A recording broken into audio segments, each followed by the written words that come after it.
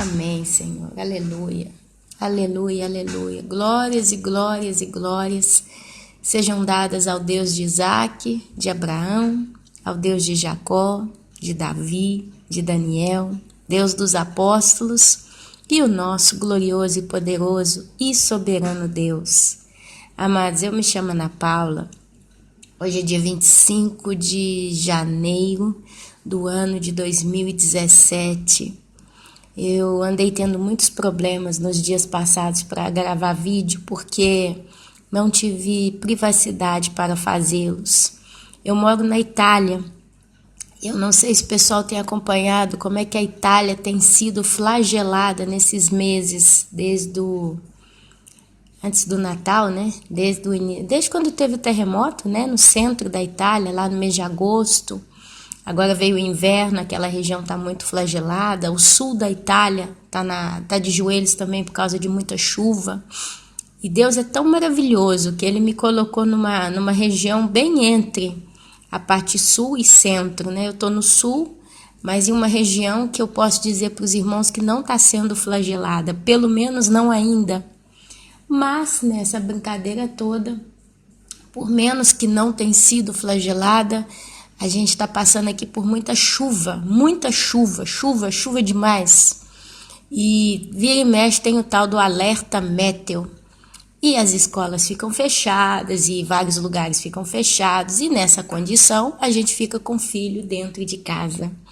Eu fiquei segunda e terça com meus filhos dentro de casa. Na segunda-feira nós tivemos alerta méteo, com medo, né, que vinha qualquer tempestade pesada. Eu moro na região à beira-mar. Apesar de eu estar 70 metros acima, eu estou mais no morro. Mas as escolas, a cidade em si está toda ali no nível do mar. Então, se acontece alguma coisa, irmão, só o Senhor mesmo, né? Enfim, justo para dar uma satisfação, mas graças ao Senhor nós estamos todos bem, a cidade está normal. Tem uns buracos no meio da rua, porque chuva gera buraco na rua, né? Mas no geral tá tudo bem, casa fechada, tudo úmido, né? Molhado para tudo quanto é lado. Mofo, umidade, lodo, mas devagarzinho a gente vai se organizando. Realmente eu agradeço ao Senhor porque quem está nessa região centro da Itália está sofrendo muito. Esse povo está passando frio, esse povo está passando praticamente necessidade em todos os setores e tá difícil mesmo para eles. Porém, eu acho que Deus ele não faz nada, ou Deus ele não permite que aconteça nada por acaso. Se tem uma coisa que eu aprendi a colocar no meu coração, é a frase: tenho que crer sempre, incondicionalmente, na justiça de Deus. A justiça de Deus é soberana. Então, se Deus permite que alguém seja flagelado, digamos assim, está sempre debaixo da justiça dele. Ele sabe o que faz, ele sabe aonde toca, ele sabe onde não toca, ele sabe o porquê toca, ele sabe porque livra. Então, nesse caso, a gente como cristão verdadeiro, conhecedor da palavra, a gente simplesmente clama a Ele para que nós consigamos e permaneçamos na perseverança dos santos. E é por isso que eu quero ler um pouco de Bíblia hoje com os irmãos. Nós vamos hoje ler muito, mas esses textos que a gente vai ler vai começar a nos dar um entendimento por muita coisa. Porque nós estamos entrando num processo, se o pessoal está bem aí antenado, bem vigilante, vocês vão observar que nós estamos entrando num processo de flagelo no mundo. O Brasil está aí de joelhos, presídios tendo rebelião, daqui, dali. Me disseram que tiveram 3 rebeliões. O povo parecia endemoniado, cortando a cabeça dos outros, cortando a orelha, matando, carnificina, nadando no sangue. Própria covardia, loucura. Aí você vê, por exemplo, a dificuldade que está aí para o pessoal no Brasil por causa da crise, que ainda está trazendo muita dificuldade para o brasileiro, coisas caras e por aí vai. Aí você vai lá ver a Venezuela de porta fechada. Inclusive, outro dia eu estava ouvindo um vídeo, são vídeos que eu escuto mais para mim, sabe? Eu não tenho certos vídeos que eu não sou muito de compartilhar, publicar no canal, Porque são situações que a gente prefere, tem tanto, né? A gente só ouve para estar bem vigilante, porque quem vigia observa todos os detalhes, prestem atenção.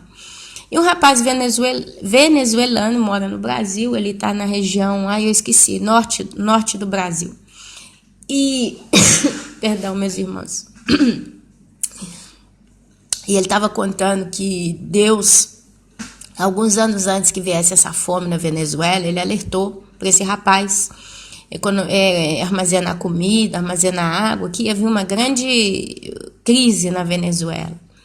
Esse rapaz, eu não sei porquê, foi parar no Brasil, mas ele disse que quem ouviu ele hoje está lá, com a comidinha guardada, mas quem não ouviu está lá, passando fome. Tem uma espécie de um cartão eletrônico, um ticket, eu não sei, que só uma vez por semana essas pessoas podem fazer compra. Aí chega lá 1 quilinho de arroz, uma latinha de óleo, não sei o que daqui, não sei o que, mas é o mínimo do mínimo. 60% da população está desempregada e por aí vai, né? Diz que está tudo fechado, não tem hospital, não tem médico, não tem serviço público. A Venezuela está abandonada. Parece até um teste, né, meus irmãos, aí do governo mundial, vendo como é que seria a reação de uma nação inteira, né, a Venezuela, para ver como é que a coisa termina. Ninguém está realmente preocupado com esse país, está lá abandonado. Isso é uma prova de que, por mais que uma pessoa está dentro de uma nação qualquer, seja ela qual for, a única coisa que mantém essa nação de pé é a misericórdia de Deus. Às vezes você que está me ouvindo, Ana, eu estou na Austrália. A Austrália é bem economicamente, longe daqui a gente pensar numa crise, numa guerra, numa coisa qualquer. Outro dia eu estava vendo alguns documentários aí da guerra, na Segunda Guerra Mundial, sobrou para o Japão. Foi a Primeira ou Segunda Guerra, porque eu de data sou péssima. Mas teve, acho que foi na Segunda Guerra Mundial, teve a chamada Guerra de Pearl Harbor, entre o Japão e os Estados Unidos. Eu pensava que era só um momento que eles foram ali metralhar o Japão e basta. E aí foi Hiroshima e Nagasaki. Quando eu comecei a ver o documentário, meus amados, o Japão em peso estava de joelho. O exército adversário estadunidense invadiu o Japão pelas ilhas e todas as cidades foram sendo assoladas pela guerra, pessoas morrendo, pessoas sendo violentadas, assassinadas, tiradas das casas de... O que está acontecendo na Síria, o que está acontecendo no Oriente Médio, aconteceu no Japão. E ali o ponto final deles foi a bomba atômica na cidade de Hiroshima e Nagasaki, né? Hiroshima e Nagasaki, um negócio assim. E ali acabou a guerra. Ali terminou o flagelo no Japão e ele, para levantar, levou muitos anos. Então você pensa, isso aconteceu no Japão, a Venezuela está lá de joelhos, apesar do rapaz ter falado, gente, você vê o Brasil é um país que se diz cristão, católico, né, evangélico, porém a palavra Cristo está na boca da maioria dos brasileiros. Na Venezuela diz que o povo era muito macumbeiro mesmo, bruxo, eles gostavam de magia negra. Eu não conheço, mas às vezes de vez em quando passa uns filmes na televisão, se você observa, você começa a coligar certos costumes e culturas de certos povos. Tem um filme, acho que é um dos filmes do 007, não tenho mais certeza, mas eu acho que é um dos filmes do 007, em que o ator, ele tá numa cidade, não sei se é o México, não sei se é Venezuela, não sei se é Colômbia, é uma das cidades da América do Sul, e ali estava tendo uma festa dos mortos. E as pessoas se vestem de mortas, zumbis, e caminham no meio das ruas, e põem as crianças, e tá igual um filme de terror. Igual um filme de terror, não muda nada, só que é um cenário aberto. E eles fazem tantas homenagens a mortos. Eu vejo, meus amados, que quanto mais um país se inclina para a quiromancia, para a magia negra, para o voodoo, e todos esses tipos de coisas pesadas, mais a mão de Deus baixa de juízo nessas cidades. Talvez você me fale, mas e a Itália? A Itália tem voodoo, Ana? A Itália tem magia negra? Não. A Itália tem catolicismo, a Itália tem um pouquinho de evangélica, a Itália tem um pouquinho de testemunho de Jeová e a Itália atualmente está cheia de muçulmano. Mas voodoo, magia negra, se tem na Itália é muito pouco, porque está vindo com os tantos africanos que estão chegando aqui. Tem os africanos que têm essas coisas. E nessa brincadeira toda, o que tem a ver o centro da Itália ser tão flagelado? Tem a ver, meus amados, que naquele terremoto que teve lá no mês de agosto, chegou a tremer até em Roma, a cidade do Papa. A cidade dele é o Vaticano, que é um país dentro da cidade de Roma, tem o Vaticano, que é um país à parte. É um país pequeno, como um bairro, mas é um país com legislação de seu país. E o rei dele é o Papa. Chegou a tremer até lá, na cidade de Roma. A cidade de Roma ela é grande como a cidade de São Paulo, grande Rio de Janeiro, grande Belo Horizonte. E, se você para analisar, quem é que derramou o sangue dos santos? Quem é que perseguiu os cristãos? Quem é que estendeu o Império Romano? Quem é que fez bagunça por aí? A Itália. Infelizmente, a gente fala Roma, a gente fala o Vaticano, mas a gente pode dizer a Itália, porque a Itália é a Itália. E o centro da Itália está muito perto de Roma ali, então é tudo muito perto ali. Muitos generais, muitas pessoas, comandantes, eles habitavam ali em torno de Roma. E muito sangue foi derramado, muita injustiça foi feita. Outro dia eu estava vendo outro documentário sobre a cidade de Pompeia. Pompeia é a cidade que está na região da cidade de Nápoles, onde tem o Vesúvio, que é um dos maiores vulcões em atividade do planeta Terra. É um vulcão que se explodir, eu estou a 6 horas de distância dele. Se explodir lá para valer, aqui vai ficar tudo escuro para nós e vai chover cinza. Mas não vai chegar a cair bola de fogo não, porque nós estamos bem longe, graças a Deus. São 3 horas, 4 horas, de viagem de carro. Mas o que acontece? A cidade de Pompeia foi descoberta num documentário, eles mostrando que tinha muito perversão sexual na cidade de Pompeia. Tinha muita perversão sexual, tinha crueldade, tinha bagunça, tinha quase como que Sodoma e Gomorra. E o que acontece? Pompeia é queimada. Agora eu estou vendo a cidade de Belo Horizonte. Eu sou mineira, sou de Belo Horizonte, capital. Agora eu estou vendo Belo Horizonte, aos pouquinhos nesses anos, vira e mexe quando aparece um artigo no jornal de igrejas homossexuais, Belo Horizonte está sempre lá, com 2 pastorzinhos gays, se casando, abrindo igreja gospel, evangélica, está em Belo Horizonte. Aí vem uma das maiores igrejas da cidade de Belo Horizonte, começa a apoiar a comunidade LGBT e chegam a dizer, não, nós aceitamos todo mundo, você pode vir do jeito que você tá, que nós vamos te amar. A própria ministra de louvor, né, que hoje é conhecida no Brasil inteiro, eu vou dizer o nome, porque se você acompanha esse grupo, comece a prestar atenção e tomar cuidado, porque Deus é luz, a vontade de Deus é boa, perfeita e agradável, e Deus nunca vai contradizer a sua palavra. Se eu, Ana Paula, virar aqui amanhã no canal e começar assim, olha, aqui o canal Os Últimos Dias Antes do Fim, e aqui eu dou exemplos bem bizarros para ninguém pegar isso aqui, distorcer e falar que a Ana Paula está falando besteira. O canal Os Últimos Dias Antes do Fim, a partir de hoje, adota as árvores verdes. E nós gostamos de todas as árvores que são de folhas verdes. Só que tem árvore de flor violeta, então a gente também aceita. Você pode trazer a arvorezinha que você quiser, viu? Vem. Amados, se a palavra de Deus fala que o homossexualismo é pecado, pecado de morte, se você para analisar, o homossexualismo é um pecado muito pesado. Primeiro porque ele está contra a lei natural de Deus. Deus criou homem e mulher. Homem e mulher, Deus os criou fêmea e macho. Basta. Deus, ele proíbe no livro de Levítico, né, todo tipo de sexo que não seja o normal entre um homem e mulher casados. Deus, ele estipulou o casamento. Não venham me dizer que se você não está casado com a pessoa que você vive, mas você sempre viveu com essa pessoa, você está salvo, você vai para o inferno se você continuar em fornicação. Eu não posso ser contrária a essa palavra.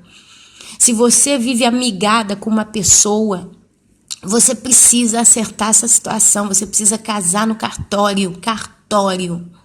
Você precisa legalizar. Eu, Ana Paula, eu tenho 11 anos que eu estou na Itália.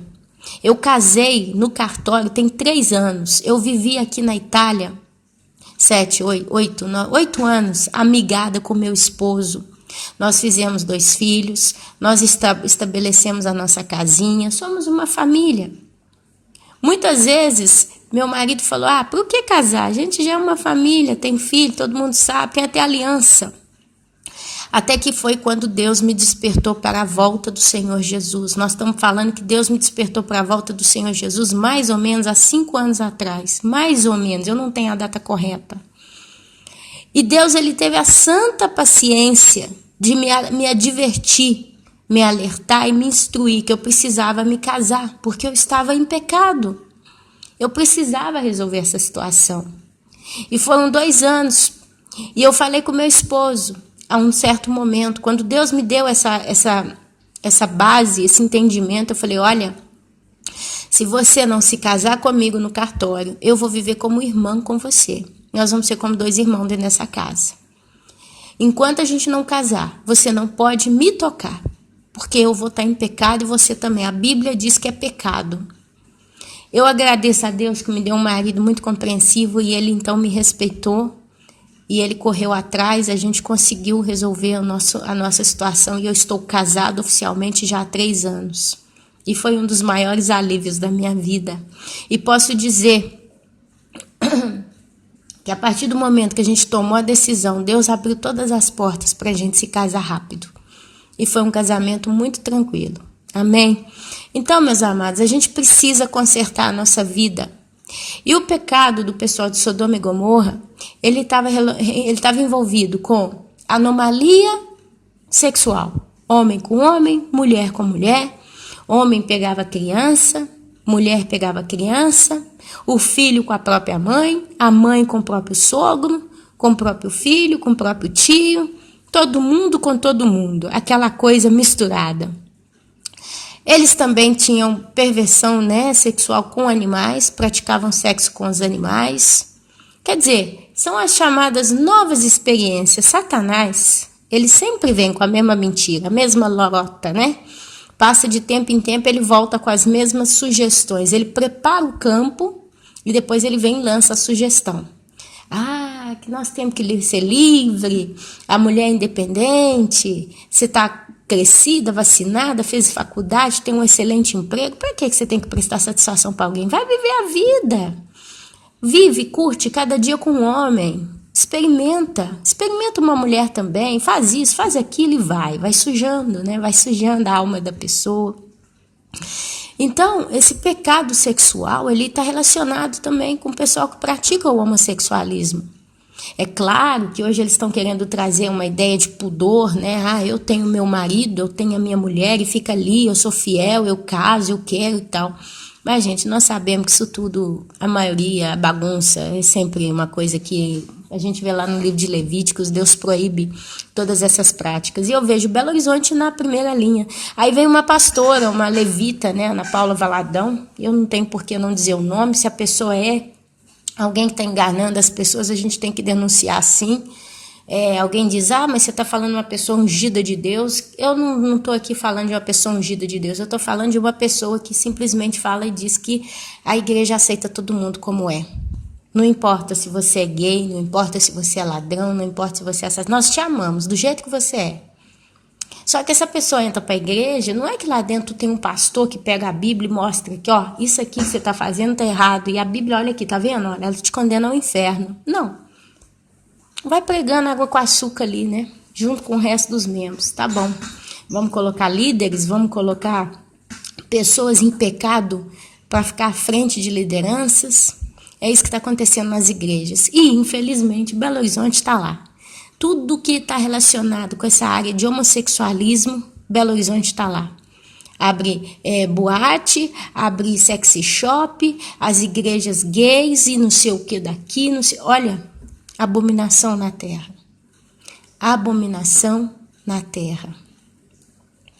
Abominação na terra. Eu recebi uma foto e eu vou falar essas coisas sim, porque eu acho que se você que está me ouvindo é alguém que é simpatizante, está na hora de começar a pensar. Nós temos que pensar. Jesus Cristo, Yeshua, o nome dele na língua hebraica, declara no livro de Apocalipse, sai dela, povo meu. Tem lugares que já não são mais templos de Deus, mas são casas de alguma coisa que não é de Deus. E você começa a ver como que o mundo está se preparando e se formando em cima dessa declaração silenciosa de certas mudanças. Se Deus é luz, tudo que vem de Deus tem que ser claro, tem que ser luz, tem que ser vida. Como pode uma igreja se pintar de preto? É uma coisa que eu estou discutindo já há alguns dias com alguns irmãos e a gente chegou para mim uma foto de uma igreja de Belo Horizonte. Essa igreja era toda branquinha, toda bonita, muito clara, cheia de bandeira, uma igreja muito bonita mesmo. Eu era um membro dessa igreja.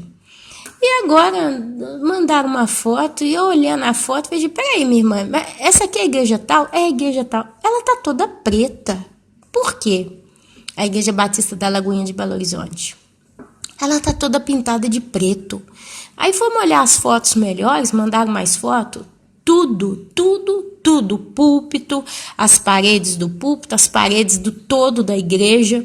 Só o teto do tudo que não, porque ele é de madeira e de vidro. Então não tem. E as partes onde tem vidro.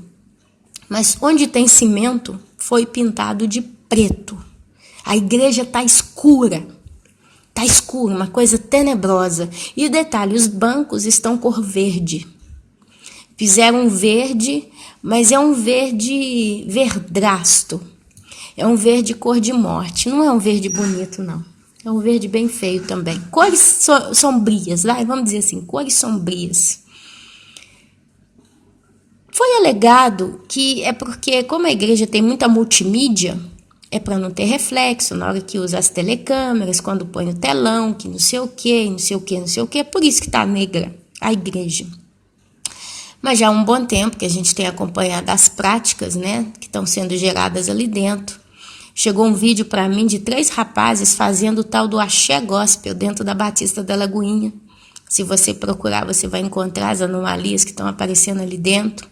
3 rapazes com calça bem apertadinha, blusa bem apertadinha, malhados, né? Cheios de músculo mesmo, e gel na cabeça, microfone e tal, e dançando, rebolando na Igreja Batista da Lagoinha, ali no púlpito. Então, vai pensando, vai juntando as coisas, né? Nós aceitamos você do jeito que você é, você pode vir, nós te amamos. Inclusive, a gente precisa de líderes aqui na nossa igreja que tem talento. E os homossexuais são pessoas que têm mais sensibilidade. Realmente, eles são muito cheios de talento. É um pessoal que sabe trabalhar. A gente não pode ser hipócrita.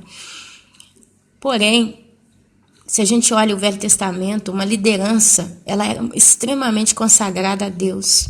Se você começa a ver, quando Moisés começa a estipular, né, a determinar a liderança, você vê que ele vai separando pessoas 100% consagradas. Não era qualquer pessoa que podia tocar na arca. Por exemplo, quem podia transportar a arca da aliança eram somente os da tribo de Levi, os levitas. Eles, se eu não me engano, eles que transportavam a arca. E para transportar aquela arca tinha todo um ritual, não se tocava naquela arca. E eram as pessoas justas para tocar. O sacerdote, ele entrava sozinho no Santo dos Santos, que é onde ficava a arca, dentro da tenda. E eles colocavam uma corda com uma campainha, um sininho amarrado na cintura do sumo sacerdote. E ele entrava, oferecia os sacrifícios, ele entrava sozinho, não era toda semana, não era todo dia, tinha o tempo certo para entrar. E ali ele ficava ali, né, e ele recebia ali a mensagem do nosso Senhor, do Deus Todo-Poderoso.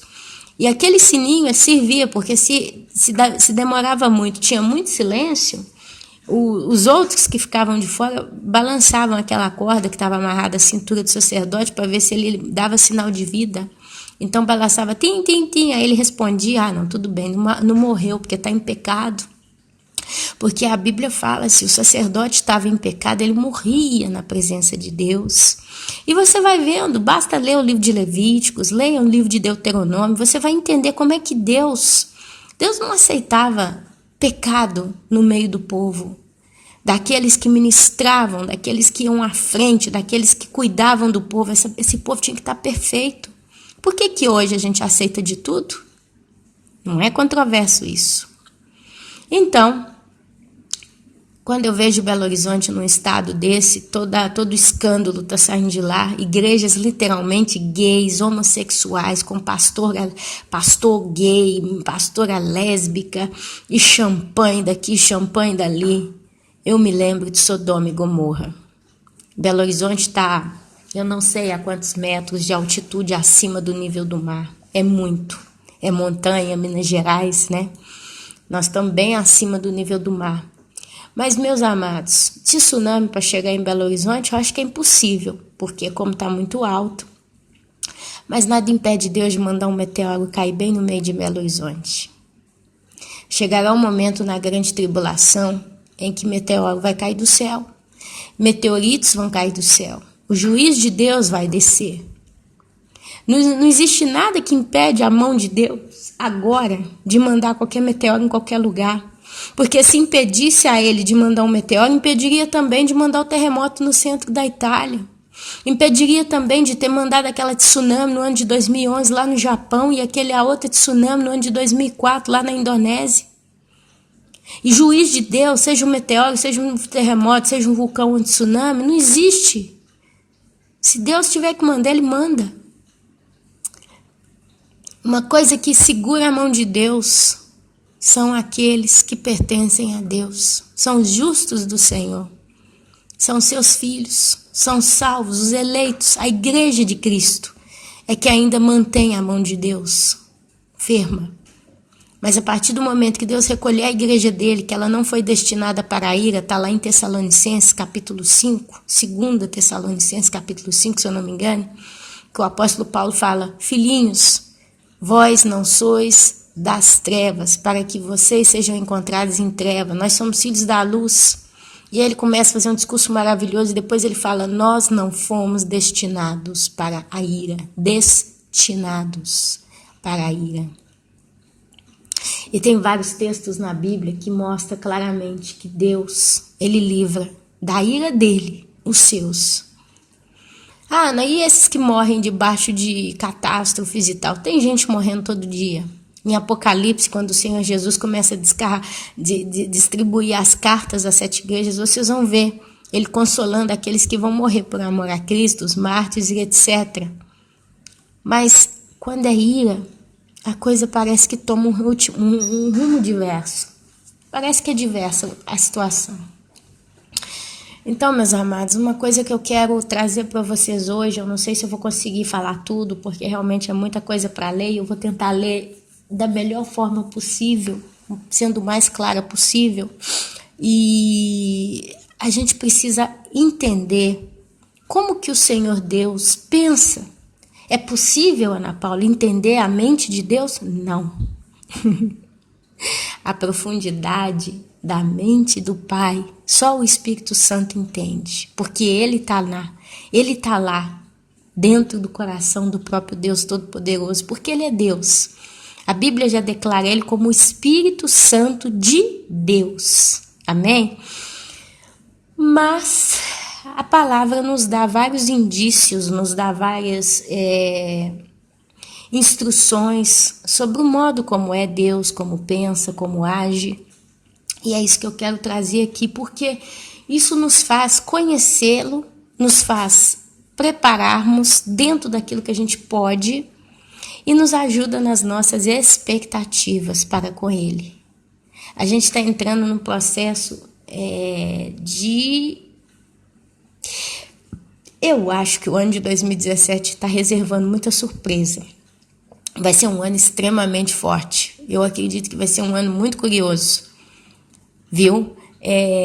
Seja na política, seja na área climática, seja na área humana. A gente está atento e a gente está vendo muita coisa estranha acontecendo por aí. Então, assim, cabe a nós estarmos preparados na torre de vigília. Se você é uma pessoa que mora numa cidade que você vê muita aberração com as coisas de Deus, você se consagre a Deus, você busque a Deus, peça a santidade e tente fazer o seu melhor, tente. Porque eu creio que Deus, na misericórdia que Ele tem, Ele vai poder nos livrar de muita coisa. E a gente vai começar a ver muita coisa nos próximos meses, eu acredito. A terra está se moldando, para receber o anticristo. A terra está se moldando, meus amados. Ontem eu vi uma reportagem de Donald Trump, quando ele declara que Israel, ele é amigo de Israel. Quando ele declara que quer mudar, né, o consulado, não, como é que fala? A embaixada estadunidense para Jerusalém. Quando ele fala que convidou Benjamin Netanyahu, o primeiro-ministro de Israel, para visitar os Estados Unidos agora no mês de fevereiro, no início de fevereiro, onde eles vão discutir muitas coisas. Quando ele começa a fazer várias declarações a favor de Israel. Até agora Israel foi ignorado. Se você não prestou atenção, eu prestei. Até agora Israel foi muito ignorado. Os países se juntando, votando contra Israel. Você vê o próprio Barack Obama, né, fez de tudo que ele pôde fazer para desfavorecer Israel, ele fez. Aí você vê a Europa, vários países europeus apoiando a política do Barack Obama contra Israel. E aí você vê tudo como foi se desenrolando nesses últimos 8 anos, tudo contra Israel. Aí agora, de repente, vem um homem, um Donald Trump, com seu genro, que diz que vai ser o representante da embaixada lá na Israel, vai ser o representante dos Estados Unidos, que vai tentar estabelecer mais paz no Oriente Médio. Está aí nas reportagens, basta você ler. Um rapaz jovem, desconhecido, judeu, né? E você vê literalmente Donald Trump fazendo de tudo para ser amigo de Israel, coisa que é uma novidade, que a gente não está vendo isso há muito tempo. Não é que é o Brasil que está tentando ser amigo de Israel, não é a Itália que está tentando ser amiga de Israel, é os Estados Unidos, literalmente a nação mais potente e popular do mundo. Aonde você vai no planeta Terra, tem a cultura americana entronizada. É a Coca-Cola, é a Pepsi, é o hambúrguer da McDonald's, é os artistas de Hollywood, é as músicas em inglês.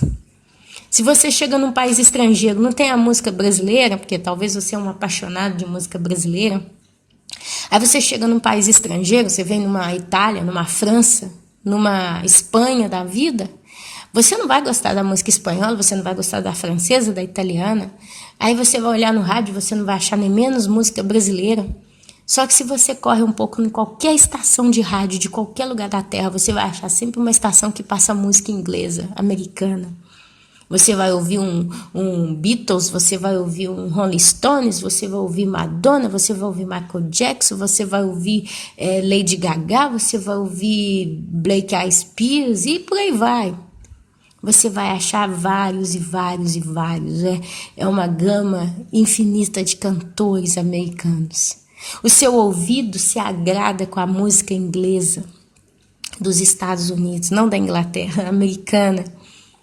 Você liga a televisão, você vê programa, por exemplo, você está na Itália e tem aquele programa italiano, se dá fastídio. Aí você começa a procurar programa em inglês. Os filmes de Hollywood. Quando você vê um filme de Hollywood, você, pode ser que até que o filme não é bom, mas só por ter um ator que você conhece, você já se sente mais em casa. A América dita as regras, amados. Se a Bolsa de Valor americana cai a economia no mundo inteiro. Ou pelo menos faz um grande rombo na maioria dos países, e por aí vai. E é esse país que está se aproximando de Israel. É os Estados Unidos que está cocolando, a princípio, o Estado de Israel. Será que isso, nesse momento que nós estamos, nesse ano, não gera um pouco alguma coisa? Não pode levantar um pouquinho o nosso receptor de vigilância? Porque até agora, até antes de Donald Trump aparecer no cenário político, né? Até antes das eleições dos Estados Unidos, quando ainda não se falava dele, tinha só Barack Obama todo dia na televisão, até ali o pessoal ficava, o anticristo é Barack Obama, o anticristo é o príncipe Charles, o anticristo é aquele, isso agora tem acordo, todo dia eu recebia mensagens do povo falando, tem acordo de paz em Israel. E eu ficava pensando, mas que acordo de paz é esse que o pessoal está falando, que eu não estou vendo nada, a televisão não fala nada, estou vendo só problema em Israel. Eles estão só tentando tirar tudo que Israel conquistou, cadê esse acordo de paz? Foi assinado, não sei o quê, mas cadê? Que a televisão não fala. E estava tudo muito complicado, estava tudo muito obscuro. De repente vem um homem e ele na televisão, ele começa já na campanha política dele falando, olha, nós vamos resolver o problema com Israel, nós vamos ajudar Israel. Israel é a nação, é uma nação importante. Começa Israel, ele promove Israel. E todos os cristãos dos Estados Unidos, quando vem Donald Trump apoiando Israel, eles já começam a apaixonar com esse homem. Todos os cristãos ao redor do mundo, quando vem Donald Trump falando bem de Israel, a gente já começa a ficar em entusiasmo, porque não sei você, mas eu amo Israel. É a terra que o Senhor escolheu, é a nação que o Senhor escolheu. É povo eleito do Senhor. É a chamada nação cujo Deus é o Senhor.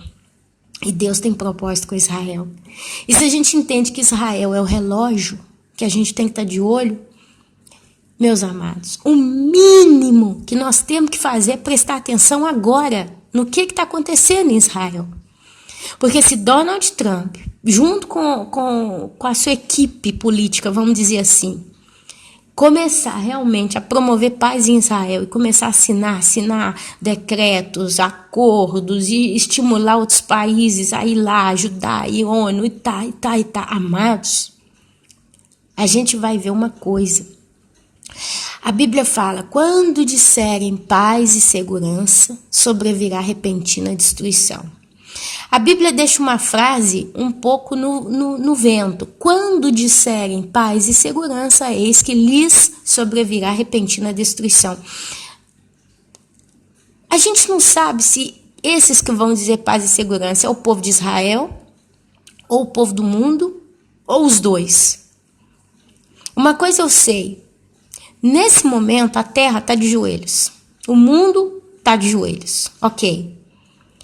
Mas ainda tem paz e segurança. A gente ainda existe dentro de uma certa estabilidade. Eu tô aqui fazendo um vídeo que põe no YouTube, vai no mundo inteiro. Não aparece para mim nenhuma tarjeta falando o seu vídeo foi bloqueado em tal país. Uma vez eu coloquei um vídeo que eu falava alguma coisa do Holocausto. E aí apareceu para mim uma tarjetinha mostrando que ele foi bloqueado na Alemanha, acho que na Áustria. Países, né? Que tiveram mais ou menos envolvido com o nazismo de Hitler. Então o vídeo foi bloqueado porque tinha uma ceninha de um judeu lá. Na época de Auschwitz lá, como é que chama o negócio? Quando Hitler matou aqueles judeus, aqueles milhões de judeus. Enfim, não aparece nada me bloqueando. O mundo inteiro, livre, portas abertas. Quem tiver ouvidos para ouvir, ouça em português. Então, meus queridos, ainda existe uma paz e uma segurança. Você está aí ouvindo. Se você quiser aumentar o volume alto para ouvir a voz da Ana Paula na sua casa, você pode ouvir. Ninguém vai ligar para a polícia e falar, olha, tem uma pessoa aqui que está ouvindo falar de Jesus. Aí vem a polícia, né, a FEMA na sua casa, bate na porta e te leva para um lugar qualquer aí no mundo. A gente ainda está numa certa liberdade. Você ainda consegue sair na rua tranquilo, você vai trabalhar, você ainda vai fazendo suas faculdades, seu trabalho, suas realizações, suas viagens. A gente está vendo, meus amados, as dores de parto, o princípio das dores. Nós estamos exatamente no princípio das dores, mas não na grande tribulação. Então, não sei se esse paz e segurança entra, e eu acredito numa coisa, num princípio que eu tenho observado, e aprendido com ele, eu acho que vale a pena para você que está aí ouvindo a palavra de Deus e está estudando a palavra de Deus, perceber também. Você vai ver que Salomão, ele declara no livro, acho que de Provérbios, né? Ele declara, não tem nada novo debaixo do sol. Salomão, ele fala muito essa frase, não tem nada novo debaixo do sol. O que Salomão quis dizer com esse não tem nada novo debaixo do sol? Mas ele quis dizer que a vida é sempre a mesma. E ele começa a soltar os exemplos. Ele fala daquele que trabalha, daquele que constrói, daquele que ajunta riqueza, daquele que faz tanta coisa, constrói e um dia morre. E deixa tudo para o filho, que não trabalhou, que não fez nada e recebe tudo de graça. E ele fala, é tudo vaidade. E ele começa a falar da vida dele, ele começa a falar das coisas que ele conheceu, das coisas que ele provou. Mas no final ele conclui, é tudo vaidade. Para você que não sabe, Salomão, ele praticou magia negra. Salomão ele casou com mais de 300 mulheres e 700 concubinas, né? Foi um negócio assim, Salomão, 1.000 mulheres ele teve. E Salomão teve mulher de tudo quanto é lugar. Egipciana, indiana, tudo quanto é mulher. Que ele podia ter, ele teve. Casou com muitas, se apaixonou, vivia apaixonando com tudo quanto é mulher. E a cada mulher que ele conhecia e se apaixonava, ele a presenteava. Levantava um poste ídolo, levantava um altar ao Deus daquela mulher, e ele passava momentos com essa mulher. E Salomão tinha uma coisa, eu não sei se eu vou conseguir ler aqui o que eu queria não, mas amém, vamos conversar, que é o Senhor quem guia. Salomão tinha uma coisa, Salomão era um homem sábio, porque Deus deu a ele o dom da sabedoria. Deus não tirou o dom de Salomão, até a morte Salomão foi o homem mais sábio do mundo. O homem mais sábio do mundo, foi mais sábio do que Albert Einstein. Porque a Bíblia fala que Deus deu a ele o dom da sabedoria e do conhecimento. Então você pode imaginar Salomão, um homem que estava com o cérebro a todo ritmo, sedento por conhecimento. Aparecia uma mulher nova, uma mulher de cultura diversa, uma egipciana. Salomão, o que ele fazia? Vocês acham que Salomão só beijava, abraçava, ia para a cama com essa mulher e basta? Salomão, ele vivia debaixo da sedução, né, dessas mulheres, e ele conversava com essas mulheres, ele escutava essas mulheres, ele aprendia a cultura dessas mulheres, ele estudava aquilo que essas mulheres viviam, serviam, a cultura, a prática, a socialização, tudo dessas mulheres. Salomão conhecia pessoas ligadas a essas mulheres. Se era uma sacerdotisa do país de origem, ela tinha amigos sacerdotes e mais sacerdotisas, então ela conhecia de práticas da sua crença, da sua seita. Salomão quis conhecer tudo. Existem livros aí do Salomão escondidos pelo mundo afora, no meio na mão de gente do próprio povo judeu, né? Tem a tal da Cabala. A Cabala é um pouco esotérica, né? E eu não quero entrar muito nesses assuntos para não me embrulhar, mas tem a tal da Cabala, que é uma espécie de coisa esotérica que Salomão veio de Salomão. E aí você vê alguns filmes de Hollywood falando de algumas coisas estranhas de Salomão. Então você imagina, foi um homem extremamente que sábio. Salomão, a Bíblia fala que nada foi negado a Salomão, nem a riqueza, nem mulher. Salomão viveu o máximo que um ser humano poderia gozar dessa terra, em todos os sentidos. Mas ele termina falando, é tudo vaidade. Não tem nada novo debaixo do sol. E aí ele deixa até um conselho, né, para a pessoa mais simples. O homem simples, ele fala para esse homem trabalhar, fazer o seu melhor, chegar na sua casa, se lavar, tomar um belo prato de sopa e ficar no braço da sua amada e gozar da sua vida enquanto ele tem saúde. Porque um dia vai passar como o vento. Leiam o livro de Provérbios, é uma coisa muito linda o livro de Provérbios e todos os livros de Salomão. Leiam. Vocês vão ver como é que é. Por que eu estou falando de Salomão? E por que eu estou falando que não tem nada novo debaixo do sol? Porque Satanás, de tempos em tempos, ele volta com as mesmas sugestões, mas o mundo, de tempos em tempos, ele gira como que ciclos repetitivos de acontecimentos. É como se certos eventos vão e vêm na Terra. Então, nós estamos no princípio das dores. Tem gente que acha que os cavalos tudo já estão soltos, os selos já estão tudo aberto. Tem gente que acha que nós já estamos até na grande tribulação. Tem gente que acha que a gente está tendo milênio. Mas se você ler a palavra de Deus, você vai ver que não é isso. Não é assim, meus irmãos. E agora nós estamos realmente no princípio das dores. E até agora nós vimos um Israel perseguido, oprimido, rejeitado pelo mundo. E agora, de repente, vem o maior líder político do planeta Terra e fala que ele quer ser amigo de Israel, quer apoiar Israel. E a tendência, pelo que a gente já está acompanhando da mentalidade de Donald Trump, é que ele vai fazer de tudo para beneficiar Israel. Já está claro, ele já declarou isso.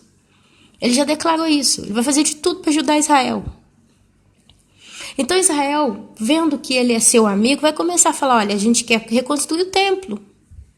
Por que Donald Trump iria impedir Israel de fazer isso? Por que não lançar os pilares, já que Israel já está com tudo pronto para a construção do seu terceiro templo? Já está com tudo pronto, amados. Já tem os sacerdotes, já tem os animais, já tem os utensílios, já tem até os blocos para construir o templo o mais rápido possível. Tem dinheiro, tem ouro, tem tudo. Tem tudo. Alguns anos atrás, Israel descobriu uma montanha de ouro lá dentro. E eles falaram que eles iam usar aquele ouro para comprar e preparar para o terceiro templo. Deus deu até uma montanha de ouro para os judeus, coisa linda. Se você acompanha nesses anos o que está acontecendo com Israel, você fica de boca aberta, porque é uma coisa extraordinária. E se o Israel é o relógio de Deus, e se agora finalmente começa a girar uma conversa de paz, própria e dita na câmera da televisão, qualquer telejornal que você coloca hoje, o mais pobre dos telejornais estão falando que Donald Trump está fazendo de tudo para ser amigo de Israel. Agora, então, eu, Ana Paula, acho que vale a pena considerar a hipótese de que começa a entrar um período de preparação de Israel entrar em condição verdadeiramente para finalmente ter como construir seu terceiro templo. Porque se Israel conseguir o que ela quer, ela vai construir o terceiro templo. E agora, pela primeira vez, está se ouvindo falar de paz, de alguém querendo ajudar Israel, alguém forte, alguém realmente muito colossal para pôr ali a mão a favor de Israel. A Bíblia fala que o anticristo ele vai assinar um acordo de paz com Israel por 3 anos e meio. A Bíblia fala que o anticristo vai assinar um acordo com Israel por 3 anos e meio. Agora eu quero colocar para os irmãos aqui como é que eu estou começando a formar esse quebra-cabeça na minha cabeça. Porque as coisas de Deus, elas têm sido reveladas aos poucos. Não adianta você, há 20 anos atrás, já dar detalhe de tudo. Porque tem muita coisa já clara. Mas se você é uma pessoa que acompanha as profecias e estuda a palavra, você vai ver que ano após ano que passa, as coisas vão ficando cada dia mais claras. Tem hora que fica um pouco obscura, parece que é, mas não é. De repente passa um tempo, acontece uma coisa, não, é isso. Não era aquilo que eu pensava, mas é isso. Está caminhando para isso. Falando de modo bem resumido agora, se você falar, Ana Paula, como que você acha que vai ser 2017, 2018 e por aí vai? O que você acha? Como você acha que está exatamente a situação profética? Eu vou falar para vocês o seguinte. Casando os textos bíblicos, quando diz, eis que dirá, né? Quando tiver paz e segurança, eis que virá repentina destruição. Ora, se está sendo dito que o anticristo vai firmar um acordo de paz por 3 anos e meio, e se é dito que a grande tribulação dura 7 anos, e se Daniel fala que no meio do acordo, quer dizer, não fala que é 3 anos e meio, fala que o anticristo vai assinar um acordo de paz com Israel.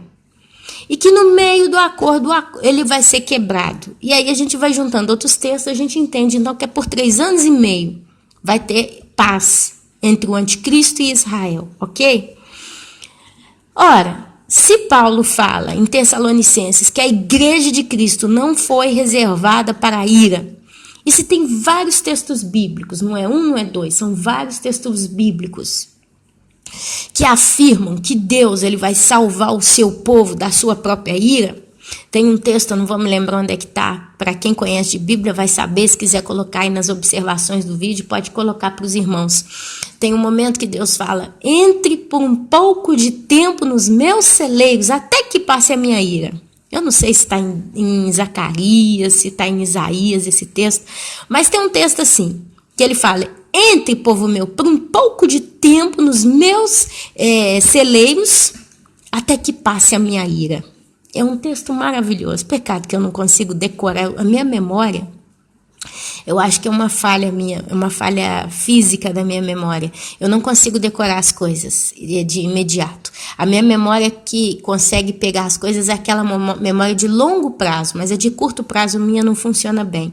Então, às vezes uma pessoa se apresenta para mim e fala, eu me chamo Ana. A pessoa terminou de falar o nome dela, eu já esqueci. Para eu conseguir decorar o nome de uma pessoa, tem que ter tem que construir uma história com essa pessoa, uma amizade, conversar e reconversar. A pessoa me conta a história dela 1, 2, 3 vezes, a gente vai. Aí depois de um tempo eu começo a conseguir me fixar nessa pessoa, eu sei quem que é, eu sei com quem que eu estou conversando. Se não é assim, eu não tenho, é uma coisa física, é memória mesmo, eu não tenho a cabeça boa, meus irmãos, falta um parafuso na minha cabeça, não é culpa minha, não é porque eu quero. Então não consigo decorar nenhuma referência bíblica, é difícil para mim. Mas, por outro lado, eu consigo me lembrar que existem esses textos na palavra. E se você, né, que está aí trabalhando em parceria espiritual com a Ana Paula, for uma pessoa que realmente está lendo a palavra de Deus, você vai pesquisar, você vai dizer, Ana, tem uma irmã que tem alguns irmãos, né, que às vezes a gente conversa com eles, a gente fala algumas coisas bíblicas, isso está no livro tal, capítulo tal, versículo tal, a coisa mais linda que tem. Eu não tenho esse dom, mas eu não vou reclamar não, porque Deus está... Só o fato dele ter me salvado e me dado consciência do arrebatamento, para mim já está bom demais. Eu sou a pessoa mais feliz. Estou muito satisfeita. Não posso reclamar, não tenho nada para pedir para Deus. Ainda que peço. E como peço? Eu sou pidona. Mas no meu coração eu tenho consciência que ele já me deu tudo. Só o fato dele ter me revelado o filho dele, ter me revelado da sua ira, ter me dado o Espírito Santo que me convence do pecado e do juízo. Amados, o que mais que eu posso pedir para esse Deus lindo? Né, não? Mas, continuando, tem vários textos que falam. Então, a minha visão é a seguinte. Ano de 2017 vai ter um grande sinal no céu, que eu acho que vale a pena considerar, porque ele vai existir de fato, e ele bate com as escrituras. Alguém pode até me dizer, Ana, eu vi não sei aonde que esse sinal de Apocalipse, capítulo 12, que vai ter agora no mês de setembro no céu, no espaço sideral, já ocorreu várias vezes. Eu já ouvi isso. Eu não sei, não fui pesquisar essas fontes e tal. Mas, amados, eu tenho que levar em consideração o que está acontecendo. Em setembro de 2017, dia 22, 23, mais ou menos, dia 23 praticamente, para ser preciso, né? Se eu não tiver desatualizada, que se eu tiver com a minha memóriazinha ruim, os irmãos me perdoem as pequenas gafes, mas... Setembro, 23 de setembro, vai ter um grande sinal no céu. E se você vai lá na sua Bíblia, Apocalipse, capítulo 12, está descrevendo esse sinal. Eis que vi uma mulher vestida de sol, com a lua debaixo dos seus pés. Ela tinha 12 coroas sobre a sua cabeça. Ela estava grávida para dar à luz. E tinha o dragão que esperava a mulher quando der à luz. E a mulher der à luz a um varão. O varão foi arrebatado para Deus. E o dragão, quando ela deu à luz ao menino, tentou comer o menino, mas não conseguiu. A mulher então fugiu para o deserto. E o dragão então abriu a sua boca e 1/3 das estrelas, né, jogou água no céu, que eu já me perco, sobre a mulher, e ali veio aquela onda, aquela água, tanta água sobre a mulher para tentar devorar a mulher, mas aí Deus preparou um abrigo para a mulher no deserto e a terra engoliu aquela água, e então Deus guardou a herança da mulher por 3 anos e meio. Aí fala em dias lá no Apocalipse capítulo 12, fala em dias, 1.200 e não sei quantos dias. Se você faz as contas, converte, vai para 3 anos e meio. E você lendo o Apocalipse, você vai ver que nos 3 primeiros anos e meio da grande tribulação, os santos serão perseguidos. Mas, Ana, quem são esses santos? E como eles são perseguidos? Você vai ver sempre em Apocalipse, quando João tem uma visão de uma multidão incontável vestida de branco, com raminhos de palmas nas mãos. Você não vai ver a igreja com ramo de palma na mão na Bíblia. Você vai ver a igreja com a coroa. Você vai ver a igreja nas bodas do cordeiro. Você vai ver a igreja arrebatada. Mas você vai ver essa multidão incontável vestida de branco com ramos de palma nas mãos. Por que não fala que a noiva tem palma nas mãos? Por que fala que é uma grande multidão incontável? É incontável porque João, quando ele teve a visão, era muita gente, ele não conseguia contar aquelas pessoas. Tenta pensar comigo, se você está numa casa com 20 pessoas, você consegue contar as 20 pessoas? Mas se você está num galpão, num ginásio, cheio de pessoas, você não consegue contar todas as pessoas, porque elas estão em movimento, você é uma referência muito pequena em comparação aos demais. E se você está num centro de uma cidade, você está num centro de São Paulo, num centro de uma Belo Horizonte, num centro de um Rio de Janeiro, de um Rio Grande do Sul, em todas as cidades do mundo, de um Tóquio, de uma Nova York, como que você pode contar as pessoas que estão ao seu redor? É uma multidão incontável para você. Então eu acredito que entra um pouquinho desse lado de João, vendo uma multidão incontável de santos, todos vestidos de branco, com a palminha nas mãos. Nós estamos num planeta que está com quase 7 bilhões de habitantes, se é que já não chegou nesse número. Como que João ia conseguir contar essa multidão incontável? Ah, Ana, então você está falando que todo mundo vai ser salvo? Não. Um remanescente vai ser salvo. É a chamada herança.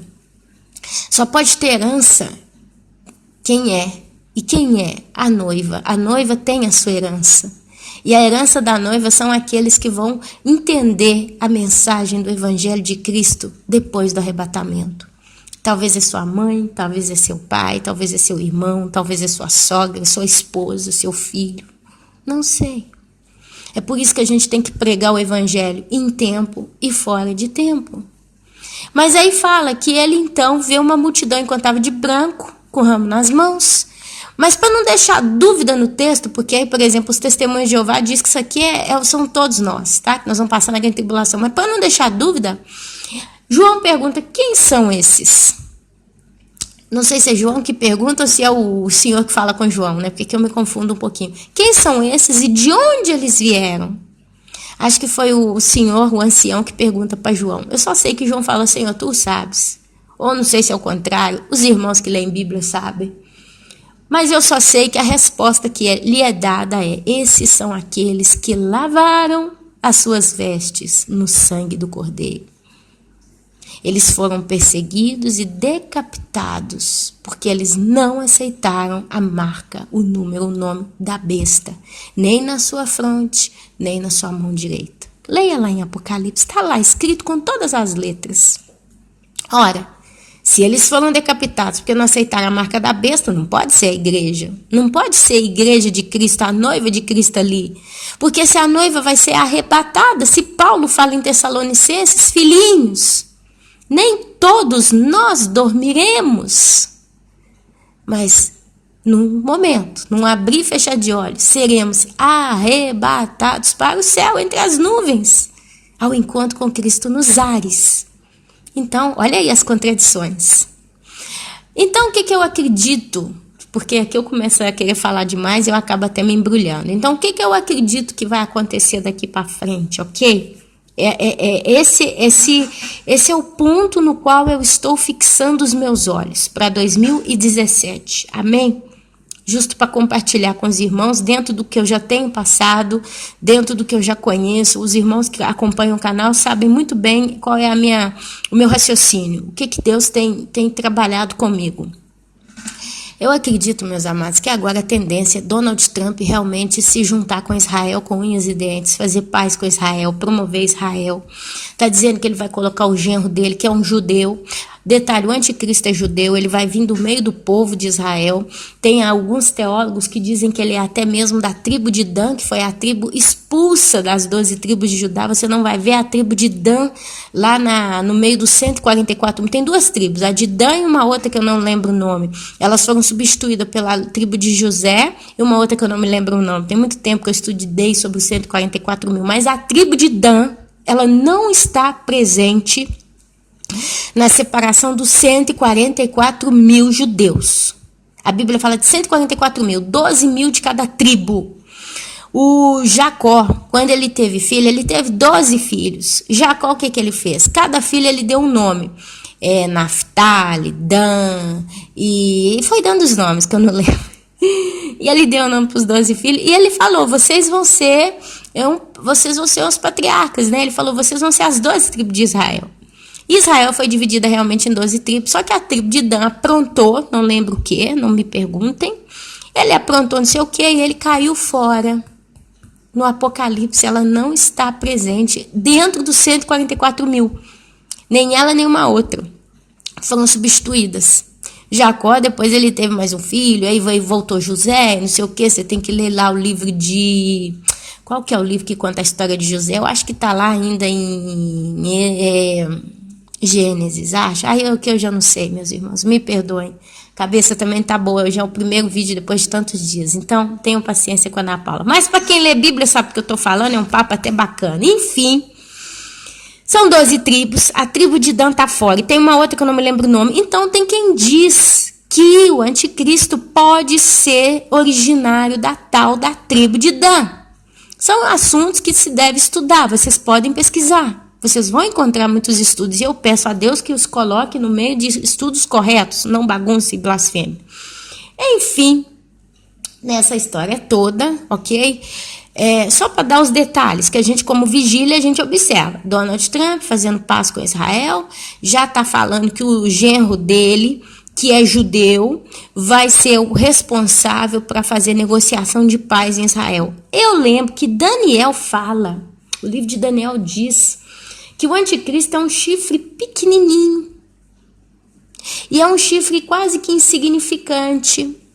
Só que de um determinado momento na visão de Daniel, esse chifre cresce de modo sobremaneira. E ele se torna maior do que os outros chifres. É um negócio mais ou menos assim. E ali alguns teólogos, estudiosos do Apocalipse, do livro de Daniel, eles dizem que o anticristo, no primeiro momento, vai ser uma pessoa sem valor, uma pessoa não conhecida.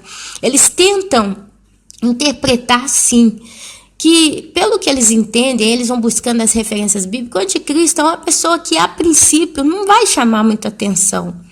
Mas como ele é um grande estrategista, como ele é uma pessoa muito cativante, ele vai crescer muito rápido, ele vai conseguir, convencer as nações da terra, não todas, mas ele vai encantar as nações da terra. E aí você vê que Donald Trump diz que o seu sobrinho vai ser um estrategista.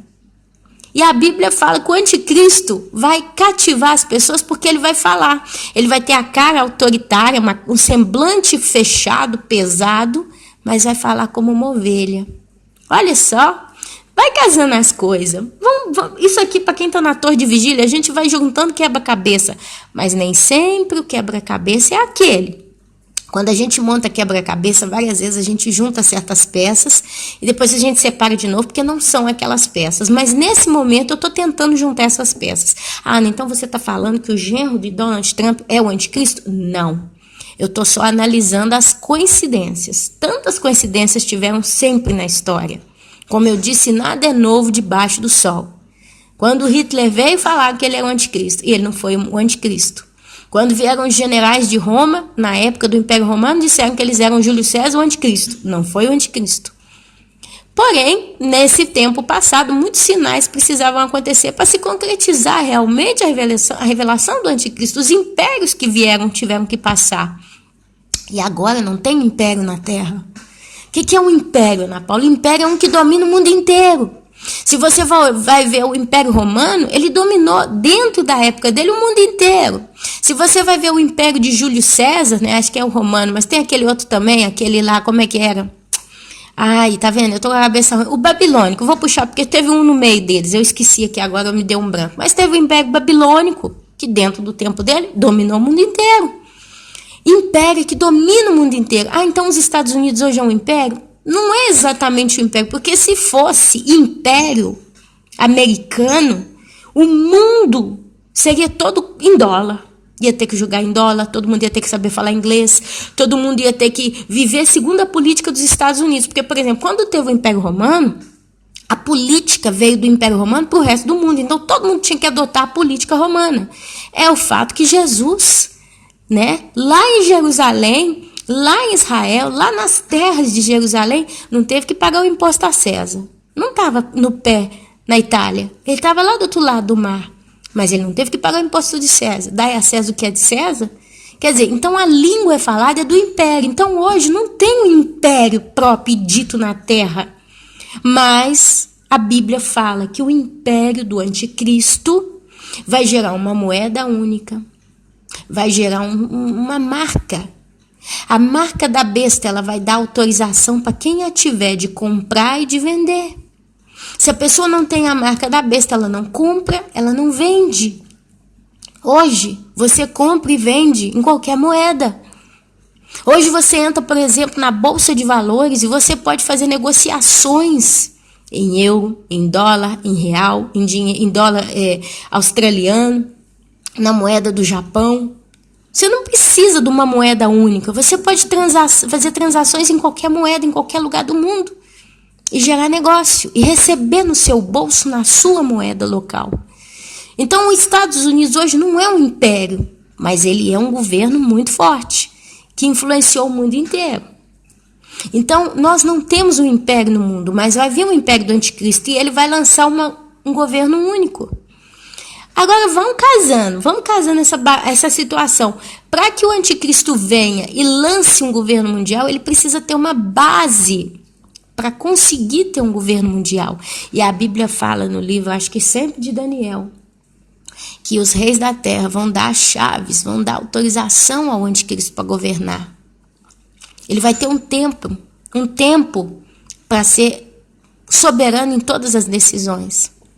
Então vão casando as coisas. Se você pega uma pessoa estrategista, Vladimir Putin também é um excelente estrategista. Então estrategista só não é o título suficiente. Tudo indica que o próprio Donald Trump é um excelente estrategista. Tudo indica, porque ele, como modo de falar, ele cativou os Estados Unidos justo.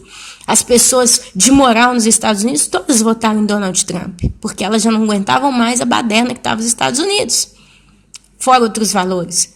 Então, ser estrategista por si só não vai ser o suficiente. Mas o anticristo tem que ser estrategista, tem que ser judeu, tem que ser uma pessoa que ele vai conseguir, com a sua lábia, falando de modo bem popular, a cativar os líderes, os principais líderes do mundo inteiro. Hoje os Estados Unidos, ele está sendo visto, o governo atual, ele está sendo visto com um pouco de ameaça, né? Você vê que os Illuminati, quando entrou Donald Trump no poder, os Illuminati começaram a bater em cima. Você vê as estrelas de Hollywood quebrando o pau em cima do Donald Trump. É Madonna falando na televisão, lá na praça pública, para todo mundo, falando que ela está desiludida, decepcionada. Você vê Robert De Niro, você vê outros artistas, jornalistas. Você vê a Europa que está assim, a Europa ela está de dois olhos, ela está zoiuda em cima do governo americano, porque ela não está entendendo ainda o que está acontecendo. Mas a Europa, enquanto teve a época das eleições, eles apoiaram a Hillary Clinton. A mídia mundial sempre apoiou Hillary Clinton, porque eles queriam os Illuminati no poder até o final. Mas a estratégia para ter eles no poder não era justa, porque eles estavam trazendo só caos e confusão. Eles implantaram caos e confusão, mas agora, o que não pode garantir que está na hora de implantar a ordem de novo? Porque os próprios Illuminati têm esse dito popular no meio deles, numa língua diferente, eu não sei em qual língua que é, mas é secular, não sei o quê. E aí eles falam, né? Para implantar a paz, tem que implantar primeiro o caos. O próprio George W. Bush declarou isso, que eles iam conseguir tudo que eles estavam planejando. Tem a entrevista dele no YouTube, há muitos anos atrás. Foi, nós vamos conseguir tudo.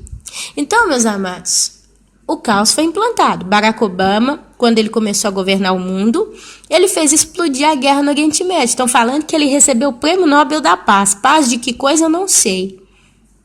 Mas foi ele que fez escatenar a confusão no Oriente Médio. Matou o presidente, ditador, não sei de quem. Eu sei que ali liberou todo mundo, juntou tudo ali. Hoje a gente tem esse ISIS. A gente tem toda essa loucura que está lá. Tem um caos. E o caos do Oriente Médio não ficou lá. Estourou para o mundo inteiro. Porque veio as imigrações em massa, como nunca teve. Está sendo dito nos telejornais. Nunca houve uma imigração em massa tão grande, por exemplo, para dentro da Europa, como está acontecendo nos dias atuais. Então eu, Ana Paula, estou vendo isso tudo. O caos foi implantado. A cultura original de certas terras foi completamente modificada. A Europa nunca mais será a mesma. A Europa perdeu, acabou a Europa, meus irmãos. A Europa não é mais lugar de classe, lugar de cultura, lugar de luxo, lugar de sofisticação. Acabou a Europa está de joelho. Os poucos que restam vão durar por quanto tempo? Se a gente está numa situação que tem milhares e milhares e milhares de pessoas de cultura diferente, mentalidade diferente. Milão, a cidade, uma das grandes cidades da Itália, Milão já está com favela, Milão já está com tráfico de droga, Milão já tem criança de 8 anos vendendo droga nas ruas. Eu vi semana passada. É a máfia italiana que já pegou, junto com os malandros que chegou de fora, e já juntou tudo e ó, champanhe. É isso que nós estamos vendo aqui. Quando eu cheguei na Itália, eu ia fazer compra no supermercado, eu ia tranquila. Punha meu carrinho de compra, entrava, saía do supermercado. Podia caminhar até com a bolsa aberta se eu quisesse. Falando de 11 anos, 10, 9 anos atrás. Mas desde que começou a chegar imigrante na Itália, começou a aparecer gente na porta do supermercado pedindo esmola. Todos africanos. E eles ficam ali, aqueles rapazes de seus 18 a 25 anos, fortes, pedindo esmola na porta do supermercado. E eles ficam no pé. Você vai num hospital, numa cidadezinha maior, eles estão lá controlando o estacionamento. Você estaciona o carro, que eu vou guardar o carro para você. Guardar de quê? Se até então o país onde eu estava era um país seguro, eu podia deixar o carro até aberto, com a chave na ignição, já até ligado, que ninguém me roubava, dependendo da cidade onde eu ia. Por que agora vem uma pessoa de um outro lugar e fala, eu vou guardar, olhar o carro para você? Do quê? De quem? Deles mesmos. E já estão riscando carro, já estão cobrando esmola, já param nos estacionamentos, já param nos sinais, já param no supermercado. É essa a Itália que estou vivendo. Lá na Alemanha o pau está quebrando. Na Áustria, no norte da Europa, não sai nas reportagens. De vez em quando sai alguma coisinha. Tá ficando uma coisa fora de controle. O que vai acontecer com os governantes desses países? Porque agora os Illuminati estão caindo um por um. Para quem acompanha a mídia internacional, quando teve a inauguração daquela estação de trem lá na Suíça, teve aquela inauguração do trem da Suíça lá. Eles fizeram uma cerimônia extremamente satânica. Nessa cerimônia estava presente Matteo Renzi, que era o primeiro-ministro da Itália, a Merkel, que é a primeira-ministra da Alemanha, e o primeiro-ministro da França, os três. Nesses anos que se passaram, eles caminhavam junto para cima e para baixo, como 3 amigos do coração, tá? Matteo Renzi caiu. Tem 1 mês, mais ou menos 2 meses, que ele caiu na Itália. Ele já não é mais o primeiro-ministro, agora é um outro homem, Mattarella, que é o novo primeiro-ministro, mas é temporário, vai ter eleição e vai mudar de novo. Mas aquele Matteo Renzi, 100% Illuminati, que só ficava falando na televisão o dia inteiro, igual uma tagarela, e não fazia nada, só trouxe caos para a Itália, igual Barack Obama, gente. Se você olhava Barack Obama e olhava Matteo Renzi, é a mesma estrutura de política, exatamente igual. O mesmo que Barack Obama fazia de lá, o Matteo Renzi fazia de cá, um copiando o outro. Aí você começava a observar a Merkel, que é aquela mulher lá da Alemanha. Mesma coisa. Quem é que trouxe esse tanto de muçulmano para a Alemanha? A Merkel. E começaram os alemães a fazer passeata no meio das ruas na Alemanha, fazer quebradeira, porque eles não querem mais ela. Começaram a bater de frente contra ela, porque ela trouxe a falta do progresso para a Alemanha. Aí você vai lá na França, não precisa falar, olha lá o que está acontecendo na França. Guerra. Os muçulmanos explodindo tudo, batendo no povo, matando o povo, tiroteio no meio da rua. Que até o próprio Netanyahu foi lá naquela época que teve aquela exparatória dentro de uma espécie de um market, né, um supermercadozinho. O próprio presidente de Israel foi lá e falou, olha, todos os judeus que estão na França, se quiser voltar para Israel, nós estamos de porta aberta para vocês. Venham para Israel, voltem para Israel. Um cumprimento profético. Que todos eles voltariam para Israel. Teve um profeta que viu eles voando, né, numa ave de aço. E ele não conseguiu descrever que era um avião. E você vê o povo de Israel voltando para Israel. As 12 tribos se reunindo de novo. Olha aí as profecias se cumprindo uma atrás da outra. Aqui só batendo um papo. Quanta coisa aqui que eu estou falando que já se cumpriu.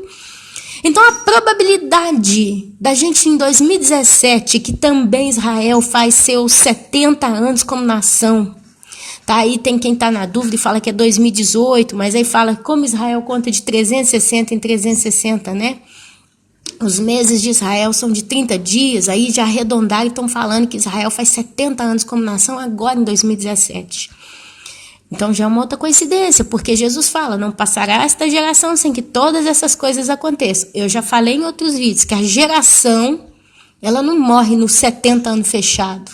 Mas todas as pessoas que nasceram dentro de uma determinada geração, enquanto a última não morrer, a geração ainda existe. Então você multiplica aí 70 anos de geração, né? Por, não sei, 3, 4, porque o homem ele pode ver o quê? 100 anos, né? E ele ter filho, ter neto, até, né? Então chega um momento que a geração, quer dizer, o último ser humano que nasceu no ano de... Vamos imaginar que é 2017, Israel faz 70 anos como nação. O último ser humano que nascer agora, nesse ano, ele ainda está dentro da geração do brotar da figueira. E enquanto essa pessoa não morrer, a geração não passou. É mais ou menos isso. Tem um vídeo que fala, não passará essa geração sem que todas essas coisas aconteçam. Eu falo 1 hora sobre isso, não tem como falar em 1 minuto, 2. Enfim, outra profecia que está se cumprindo, porque Israel, piano, está caminhando já na geração que vem, está fechando já a porta da geração. Quer dizer, ainda tem gente nascendo dentro da geração da brotada da figueira, mas esse próprio prazo para nascer e se dizer parte da geração do brotar da figueira expira agora em 2017. Quer dizer, quem nasceu no ano de 2018, 19 já não faz mais parte da geração da figueira, que brotou em 1948. Com o tal de Oswaldo Aranha foi lá na ONU, sei lá, Nações Unidas, e assinou um documento falando que Israel voltaria a ser nação. Basta. Ok? Outro sinal. Então você vê isso tudo. E aí você junta 2017, no mês de setembro, dia 23, Apocalipse, capítulo 12, que João fala: eis que vi um grande sinal no céu. Em Gênesis, Deus fala que ele usaria a lua e o sol e as estrelas para servirem de sinais. Fora a marcação de estação, ano e tal, mas sinais.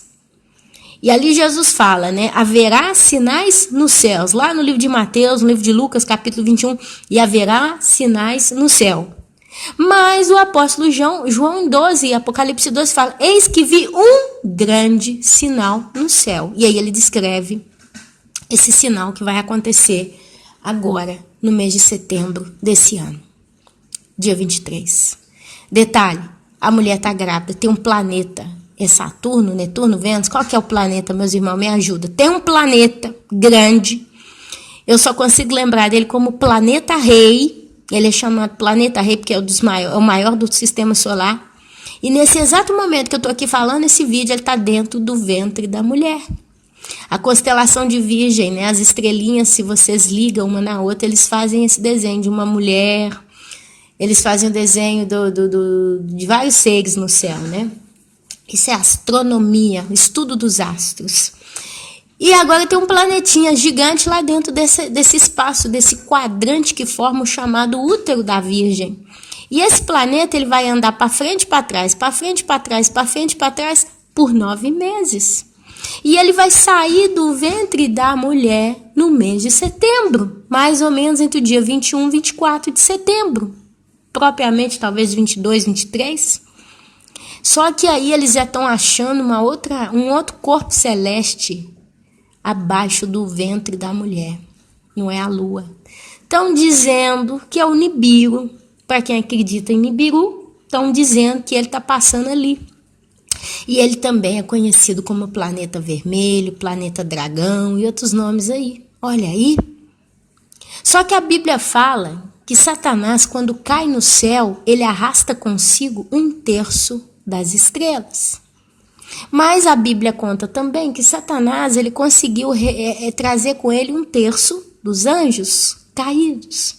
E a Bíblia fala nos flagelos, nas trombetas e já nos selos, que demônios serão soltos na terra. Você vai ver lá um dos flagelos que tem um anjo que se chama Abaddon ou Apolion, que está nas profundezas do rio Eufrates, na região geográfica do rio Eufrates. E o abismo vai ser aberto e ele vai subir. E ele vai ter um exército de 200 milhões de demônios juntos com ele, soltos no planeta Terra. Só lá na trombeta. Lá nos flagelos, a Bíblia fala que tem 4 grandes anjos presos lá no rio Eufrates. Lá. É que o Apolion não. Ele não está lá no rio Eufrates, não. É os 4 grandes anjos. Mas diz que eles 4 vão matar 1/3 dos homens. Vocês acham que eles vão vir como? Se eles vão ser soltos, o que será que vai acontecer nesse mundo? Amados, eu não sei qual vai ser o cenário na terra na grande tribulação. Mas eu não duvido, meus amados, que não vão ter só seres humanos caminhando nessa terra, não. Eu, sinceramente, levo muito em consideração que vai ter seres extraterrestres nessa terra. Ah, então é extraterrestre porque não são da terra. São do abismo e eles vão ser soltos. Nem são extraterrestres, então, se eles são do abismo, vão ser soltos. Vai ter demônio vindo do abismo, mas vai ter demônio caindo na terra também, junto com o Satanás, porque se ele arrasta com ele. Não sei, meus amados. A Bíblia fala de principados e potestades dos ares. Simultaneamente com o abismo, atualmente tem principados e potestades, são demônios que estão nos ares. Seria no segundo céu, é a parte espacial do universo, onde estão os planetas. Ele está governado por demônios. Eles estão nessas regiões, eu não sei aonde, eu não sei como, mas a Bíblia fala algo do gênero. E o anjo fala, ai, ai, ai dos habitantes da terra, porque desceu até ela Satanás, o dragão, o grande dragão. E ele está irado porque ele sabe que o seu tempo é curto. Falando com palavras minhas, vai ler a Bíblia. Então essas coisas todas vão se casando, meus amados. Assim, então, se Apocalipse representa o arrebatamento da igreja, e aí você vai ter que ver outros vídeos para tentar entender o que eu estou falando, e daqui já não julgar. Não, Ana, que você está falando isso não tem sentido, não sei. Por que eu estou fazendo um resumão de tudo, meus irmãos? Eu estou mais batendo um papo, eu não estou entrando em Bíblia aqui hoje. Eu falei que ia ler muita Bíblia, acabou que eu não estou conseguindo. Mas vale a pena a gente dar uma atualizada no sistema do nosso entendimento aqui no canal, para quem acompanha. Se o arrebatamento for nesse ano, é um sinal. Vale a pena considerar. O prudente, amado. A pessoa, quando ela é prudente, ela considera sinais. Vamos imaginar que realmente Jesus vai cumprir o arrebatamento na festa das trombetas, porque tem os estudos que dizem que ele cumpriu todas as festas até aqui. Ele cumpriu a festa dos pães asmos, ele cumpriu o Pentecoste, ele cumpriu não sei o quê, não sei o quê, não sei o quê, não sei o quê. Agora falta cumprir a das trombetas e mais outras 2 festas. Então ele vai cumprir. Então vamos imaginar que ele vem nas festas da trombeta. Tem um vídeo maravilhoso aí da pastora Valnice Milhomens, que está aí no canal, acho que é o 2º vídeo antes desse. Tem outros vídeos falando o dia e a hora, ninguém sabe. Tem vários vídeos aqui falando dessas coisas. Tem um vídeo que fala do sinal do céu no Apocalipse do ano de 2017, está dentro de Apocalipse capítulo 12, então eu te convido a fazer uma pesquisa no canal, tá? Para quem acompanha já sabe tudo que está sendo falado aqui, já está no ritmo, mas para quem está chegando agora, vale a pena dar uma pesquisada no canal. Mas vamos levar em consideração, se o arrebatamento é numa festa de trombeta, se o arrebatamento é no sinal do Apocalipse capítulo 12, Apocalipse capítulo 12 e a festa das trombetas, esse ano cai junto. Enquanto está lá acontecendo um sinalzinho no céu, está acontecendo na terra a festa das trombetas, lá em Israel. Mais uma evidência, mais uma evidência. Como vai estar Israel em relação diplomática com o mundo até setembro de 2017? Com Donald Trump fazendo de tudo para ser amigo de Israel? Vladimir Putin entrando também no ritmo aí da amizade? O Japão, alguns países do mundo já estão aderindo. O Brasil devagarzinho está começando também a mudar um pouquinho o que a Dilma fez. Ele, por exemplo, a coisa da embaixada israelense no Brasil. Parece que o embaixador não tinha sido aceito pela Dilma, não sei, um negócio assim. Agora o Temer já aceitou. É porque eu acompanho, é muita informação. Eu não tenho estrutura para detalhar tudo certinho. Mas eu vou julgando no ar, vocês vão pesquisando. Talvez você vai anotando. Depois você vai pesquisando. Tudo que eu estou falando tem fundamento. É só pesquisar, vocês vão encontrar.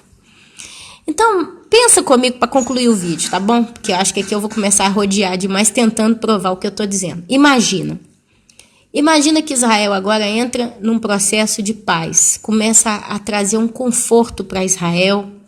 Os Estados Unidos apoiam Israel.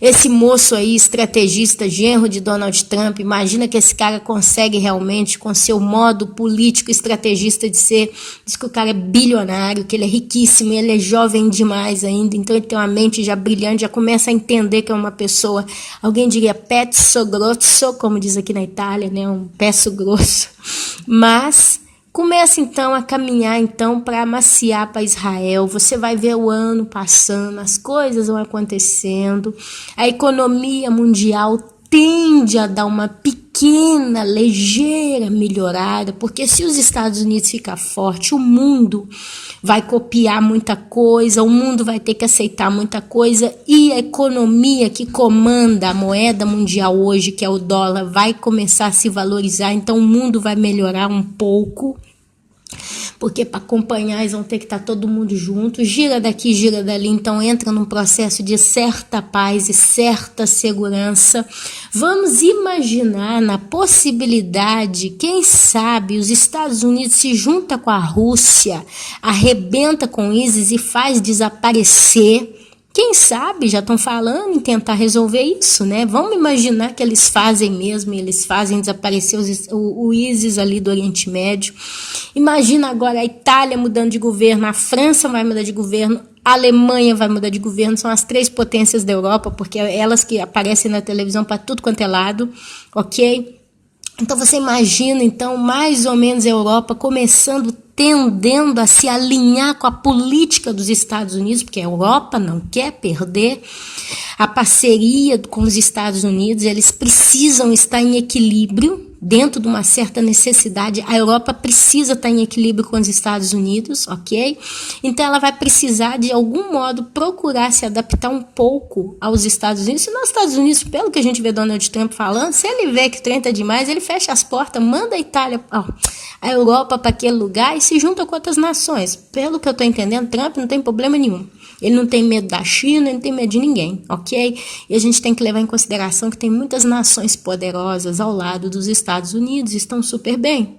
Você vê Rússia, você vê Austrália, você vê Japão, você vê Israel, ok? Então o mundo não se resume em Europa, o mundo não se resume em Japão, em China, tem muita coisa por aí. Então, girando essa conversa toda, vem o mês de setembro, ok?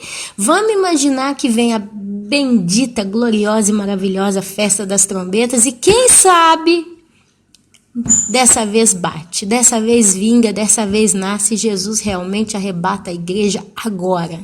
É uma suposição para quem vigia, amado. Uma pessoa, quando ela vigia, ela leva em consideração todos os dados, ela não desconsidera. E se você vai lá em Mateus capítulo 25, o nosso amado Jesus fala da vigilância. Ele insiste em várias parábolas sobre a vigilância. Então, se você é alguém que vigia, você vigia agora, você vigia amanhã e você vigia nos próximos meses. Então, eu tento fazer a minha vida estar na santidade hoje, amanhã, semana que vem, nos próximos meses, mas eu tendo a entrar numa expectativa, sim, natural e maior no mês de setembro. É normal, se lá tem um sinal que a Bíblia está casando com ele, eu não vou ser boba de ignorar. Sempre falou que Jesus vai voltar e não é agora e aqui. É mais fácil considerar o positivo ou o negativo para quem está vigiando. Eu considero o positivo. Então vamos imaginar, vamos supor muito lá que realmente é dessa vez. A Bíblia fala para a gente que nós não seremos pegos de surpresa. Ela fala claramente, o apóstolo Paulo, sempre em Tessalonicenses, diz que aqueles que estão vigiando não serão pegos de surpresa. A própria parábola das 10 virgens diz que as 5 virgens prudentes não foram pegas de surpresa. Quer dizer, elas vão estar sempre preparadas. E elas vão estar até imaginando quando ele vem, porque Jesus fala, vocês sabem distinguir o céu, as estações e não sabem distinguir o dia que o Filho do Homem virá? Alguma coisa assim? Então vamos só levar em consideração que no mês de setembro seja o arrebatamento, ok? E vamos imaginar que realmente, aconteceu o arrebatamento. O que acontece após o arrebatamento? Acontece, amados, o início do governo do anticristo. Se acontece o arrebatamento hoje, amanhã, contando 7 anos para frente, você vai ver a terra entrando na chamada grande tribulação. É onde vai começar a paz propedita com Israel. Israel vai conseguir o contrato para conseguir fazer o templo. Ela vai conseguir durante 3 anos e meio adorar no templo. E na metade do contrato, 3 anos e meio, o anticristo vai entrar dentro do templo e vai querer ser adorado. Os judeus não vão aceitar. E ali então vai começar a chamada guerra contra Israel. Eu acredito que essa guerra vai durar 3 anos e meio. As nações da terra vão sitiar Israel por 3 anos e meio, vão perseguir os judeus, e a Bíblia fala que quando chegar no momento que já não tiver mais quase ninguém, aí Jesus vem montado num cavalo branco, sobre as nuvens, todo olho verá, e ele virá com seus santos, ele vai pôr o pé no Monte das Oliveiras, esse monte vai se fender em 2 partes, e tem uma frase que diz, passai pelo meu vale. E ali a Bíblia fala que vai estar inclusive os 144 mil junto com o nosso Senhor Jesus no Monte das Oliveiras. A igreja vai estar montada em cavalo branco e ali vai ter a guerra do Armagedon. O anticristo vai ser destruído com o sopro da boca de Cristo. Com o sopro da boca. Satanás vai ser preso por um anjo por 1000 anos. E todo aquele que não tiver o nome escrito no livro da vida, todo aquele que tiver a marca da besta vai ser lançado no inferno. Naquele período. E aí então o mundo entra no milênio. Agora, para assinar um contrato de paz em Israel, eu, Ana Paula, não creio que vai ser de um dia para o outro. Eu não creio que Donald Trump agora junta com Benjamin Netanyahu no mês de fevereiro, vem aqui nos Estados Unidos, conversa, papapá, e vamos tomar um cafezinho, ok, aqui ó, contrato de paz, você pode fazer o que você quiser em Israel, tá liberado. Não! Inclusive, as notícias estão sendo faladas aí que não tem nada ainda decidido de como que eles vão levar essa paz para Israel. Esse genro do Trump, ele está nomeado a ser uma pessoa que vai ser o estrategista ali, mas ainda não foi nem oficializado. Quer dizer, eu li ontem no jornal que eles ainda não têm, a mídia, né, o jornal mundial, ainda não tem uma ideia clara do que Donald Trump vai fazer com Israel, mas se entende que ele vai fazer de tudo para fazer paz em Israel. Então, tem que ter alguém ali dentro por um certo tempo, negociando, gerando estratégia, para quê? Para conseguir preparar a estrada para se assinar um contrato efetivo de paz. Então, meus amados, eu acho que o ano de 2017 é um ano excelente para que todas essas coisas aconteçam. Imagina que agora fevereiro, se eu acredito que Benjamin Netanyahu não vai dizer não para Donald Trump. Agora nós já estamos dia 25, quer dizer, nos próximos dias ele vai viajar para os Estados Unidos, porque ele anseia resolver o problema de Israel. Parece que é um bom primeiro-ministro, é uma pessoa que tem uma cabeça boa, é um bom governador, né, para o povo de Israel. Então ele vai. E ali, nesse dia, eu acredito que nós, como igreja, podemos marcar o início da preparação para que esse tal acordo efetivo, o que a Bíblia diz, o acordo de paz da Bíblia, que a Bíblia fala que vai ser assinado, vai estar começando a ser preparado. Porque dali para frente você vai ver Donald Trump tomando todas as decisões e provisões para começar a encaminhar o processo de preparação para que esse acordo seja assinado.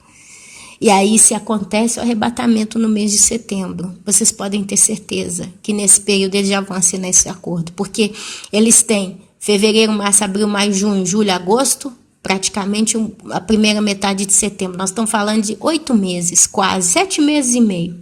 Eles têm para trabalhar a política no Oriente Médio de tal modo que tenham condição de assinar um acordo de paz. Hoje é impossível assinar um acordo de paz. Os países árabes ali, eles estão com unhas e dentes em cima de Israel. Eles estão com bafo quente no pescoço de Israel. O que vai acontecer, meus amados, o que a gente for ver daqui para frente vão ser coisas gloriosas aos olhos da capacidade de estratégia humana. Vocês vão ver muita coisa. Eu acredito que a coisa vai caminhar nesse ritmo. Eu levo em consideração o ano de 2017 com esse ponto de vista. Pode ser que não tem nada a ver, pode ser que Donald Trump no final vai ser só um fiasco, não vai conseguir estabelecer nem no país dele nada, pode ser que vai dar tudo errado, pode ser que ele vai sair do governo, vai voltar outro político qualquer, e porém, a nível de acontecimentos proféticos bíblicos, está tão alinhado, está tão sincronizado tudo que é como se fosse a engrenagem de um motor que está tão bem encaixada, bem situada um com o outro, que se uma dessas coisas desce de modo diferente, quase que atrapalharia a chamada engrenagem harmônica do motor dos acontecimentos proféticos. Então eu, Ana Paula, prefiro focar nisso que eu estou falando aqui. Donald Trump vai começar a ter sucesso com Israel e Israel vai começar a ter as suas fronteiras alargadas, o chamado acordo de paz tende a ser preparado. Se em setembro acontece, pode acontecer antes, o arrebatamento pode acontecer amanhã, mas é o que estão sendo dito por vários teólogos, estudiosos, pessoas realmente cheias do Espírito Santo, que quando você escuta esse povo pregar, você fica sinceramente já no céu antes de chegar. E eles falam, é numa festa das trombetas o arrebatamento. Eles contam isso. E eu prefiro focar na coisa lógica. Se ele cumpriu todas as festas, por que não cumpriria essa? Se ele faz ensaio todos os anos com Israel na festa das trombetas, para que o povo entenda o significado desta festa, por que então, qual sentido tem? Né? Então, se é isso, a minha ideia é essa. Eu estou olhando nessa probabilidade de esse ano Israel realmente entrar efetivamente no tratado do acordo de paz qual a Bíblia se refere. Eu acredito que já esse ano, depois de setembro em diante, esse acordo pode ser assinado se a igreja for arrebatada. A partir do momento que ela for arrebatada, o anticristo entra a trabalhar na terra e aí entra na grande tribulação. Essa é a minha mentalidade. Eu quero só dar mais umas observações. O Papa declarou nesse ano, no Natal desse ano, ele falou uma frase, algo do gênero, pode ser o último Natal. Aproveitem bem, festejem, amem, orem, porque pode ser o último Natal. O vosso último Natal.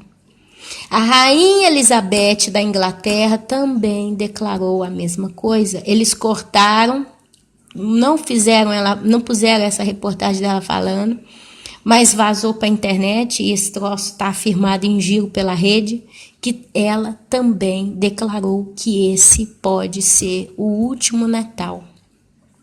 Nós estamos vendo eventos sísmicos no mundo inteiro acontecendo de modo muito exagerado. Nós estamos vendo aí meteoritos caindo já no planeta Terra, daqui e dacolá. Já estamos vendo essas coisas acontecer. Tem gente vendo Nibiru, ou esse sinal no céu aí, nos céus do mundo. Se você olhar aí, Nibiru visto da terra, vocês vão ver gente filmando essa bola. Tem gente sonhando. Se ele passa, se ele existe, ele vai alterar todo o sistema solar e é ele que vai fazer a terra cambalear como um bêbado, conforme diz a palavra de Deus. Então, meus amados, o negócio está todo em juntar o quebra-cabeça. Se você junta o quebra-cabeça, você vai tomando as suas próprias conclusões. E aí você me pergunta, Ana Paula, o que é que nós temos que fazer para se preparar para isso? Eu vou dizer para você, ninguém se prepara na hora. Se você vai fazer uma viagem longa, você não pode preparar sua mala faltando 1 hora para partir. Mas você já vai preparando há dias antes.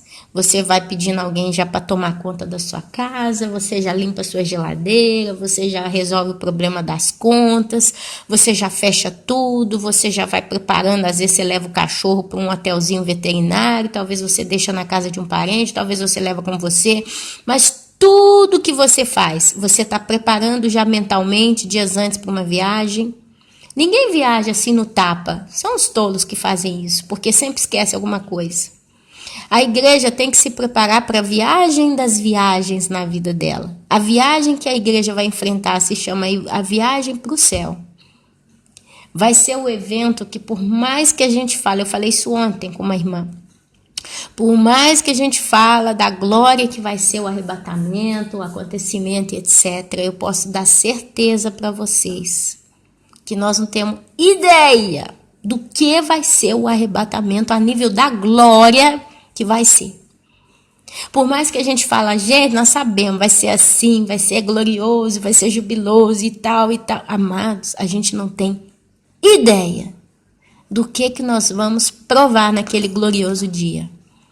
Mas em contrapartida, aqueles que ficarem, eles não têm ideia do desespero que eles vão viver.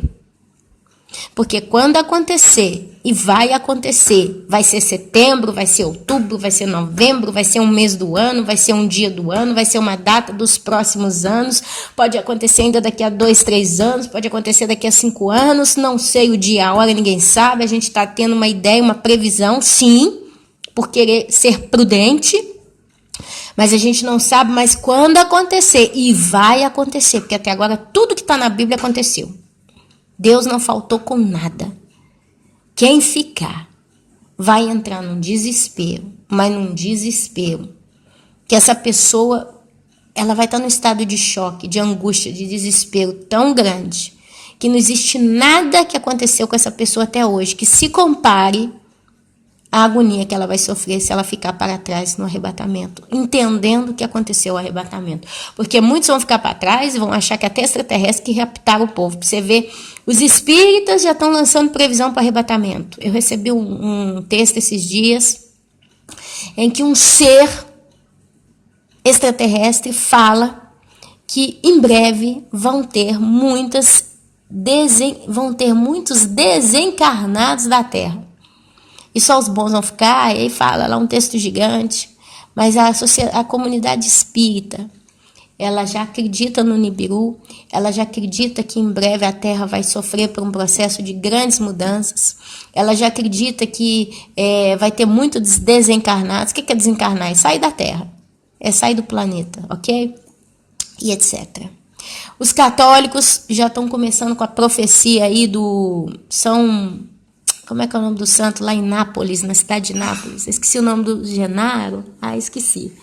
Mas diz que o sangue desse santo é pó. E todo ano, numa determinada data, o Papa vai lá e esse sangue fica líquido. Que quando o sangue desse santo não fica líquido, significa que vai acontecer algo terrível na Terra. E esse ano o Papa foi lá nessa cidade de Nápoles para ver esse sangue, para abençoar esse negócio do inferno. E esse sangue não ficou líquido. Então já está declarado na comunidade católica, para esses católicos que acompanham mais o que está acontecendo no catolicismo, que esse ano vai acontecer algo terrível. Pode ser que for o terremoto já e essa catástrofe no centro da Itália, mas diz que é a nível mundial. Então, meus amados, se eles, que são pessoas que não vão na palavra verdadeira como ela é, já estão entendendo que algo nesse nível vai acontecer, por que nós, que temos tudo escrito na ponta do dedo, não vamos começar a nos preparar com a prudência que a palavra nos ensina a preparar? Justo? E assim, eu queria falar outra coisa aqui, mas a gente atualizou hoje essas informações, eu queria já ter batido esse papinho com os irmãos aqui há algum tempo, e eu glorifico a Deus por ter conseguido hoje trazer essa palavra. Amados, eu vos convido a assistir os vídeos passados, para vocês que ainda não viram, ficarem bem, né? Não criticar sem estudar. A gente, quando fala aqui, você que está chegando agora tem que entender, esse canal ele já está no ano aí há 4 anos, nós já estamos há 4 anos aqui no YouTube, e tem gente que acompanha a gente aí no mínimo há 1 ano. Então, assim, vídeo depois de vídeo, após vídeo, estão estudando muito com a gente a Bíblia, porque é um canal bíblico. A Ana Paula não está aqui soltando profecia de sonho, de visão e basta. Porque tem canais, infelizmente, que só sabem soltar profecia de sonho, visão e basta. É errado soltar sonho e visão? Não. Absolutamente não. Mas se é só isso que foca o canal, falta conteúdo, porque se quem segue só esse canal segue só isso e não segue a Bíblia, entra em confusão, porque vários canais que postam só sonho e visão já postaram profecias falsas e tiveram até que pedir desculpa pública, a maioria, ok? Outros só postam catástrofe. Tem canal no YouTube aí, tem uns aí que de vez em quando eu vejo, só posta desgraça e catástrofe. Vocês têm que se preparar, que vai arrebentar com tudo, vai vir um meteoro, vai vir não sei o quê, aí acha provisão e profecia de coisas aí no mundo, gente judia que tem profecia, gente não sei de onde, solta, traduz e faz e acontece, só desgraça. Uau! E ainda fala, vocês não têm que ficar com medo não, meus irmãos. Nós não temos que temer, porque nós temos que crer que Deus está reservando uma coisa melhor. Opa, se alguém fala para mim, Ana Paula, eu sou muito sincera. Se alguém fala para mim, Ana Paula, que eu vou passar 7 anos de desgraça na minha vida, eu vou ver terremoto, eu vou ver enchente, eu vou ver tsunami, eu vou ver o céu ficar negro, eu vou ver demônio, eu vou passar fome, o sol vai me queimar, porque aí eu vou estudar o Apocalipse, e lá eu vou começar a entender que a grande tribulação não é uma passeada, o negócio vai ficar feio, o mundo vai virar um forno. A Bíblia fala que o sol vai queimar os homens 7 vezes mais. Você quer maior desespero de ver uma pessoa com a marca da besta sendo picada, mordida por esses escorpiões que vão ser liberados e vão atormentar os homens por 5 meses? Eles vão procurar a morte vai fugir deles? E vocês vão ver essas pessoas agonizando ao seu lado, mordendo a língua de dor. Você não vai ser atingido porque essa praga não está para quem não tem a marca da besta. Quem não tem a marca da besta não vai sofrer isso, mas quem tem sim. Mas às vezes você vai ter um parente que mora dentro da sua casa todo machucado, sofrendo 5 meses. Às vezes a pessoa vai ficar toda desfigurada porque vai ficar inchada, inflamada. Diz que o veneno é pior do que o dos escorpiões e eu já fui pesquisar. Diz que o veneno de escorpião é terrível, causa uma dor dilacerante. Peraí, meus amados, vamos prestar atenção.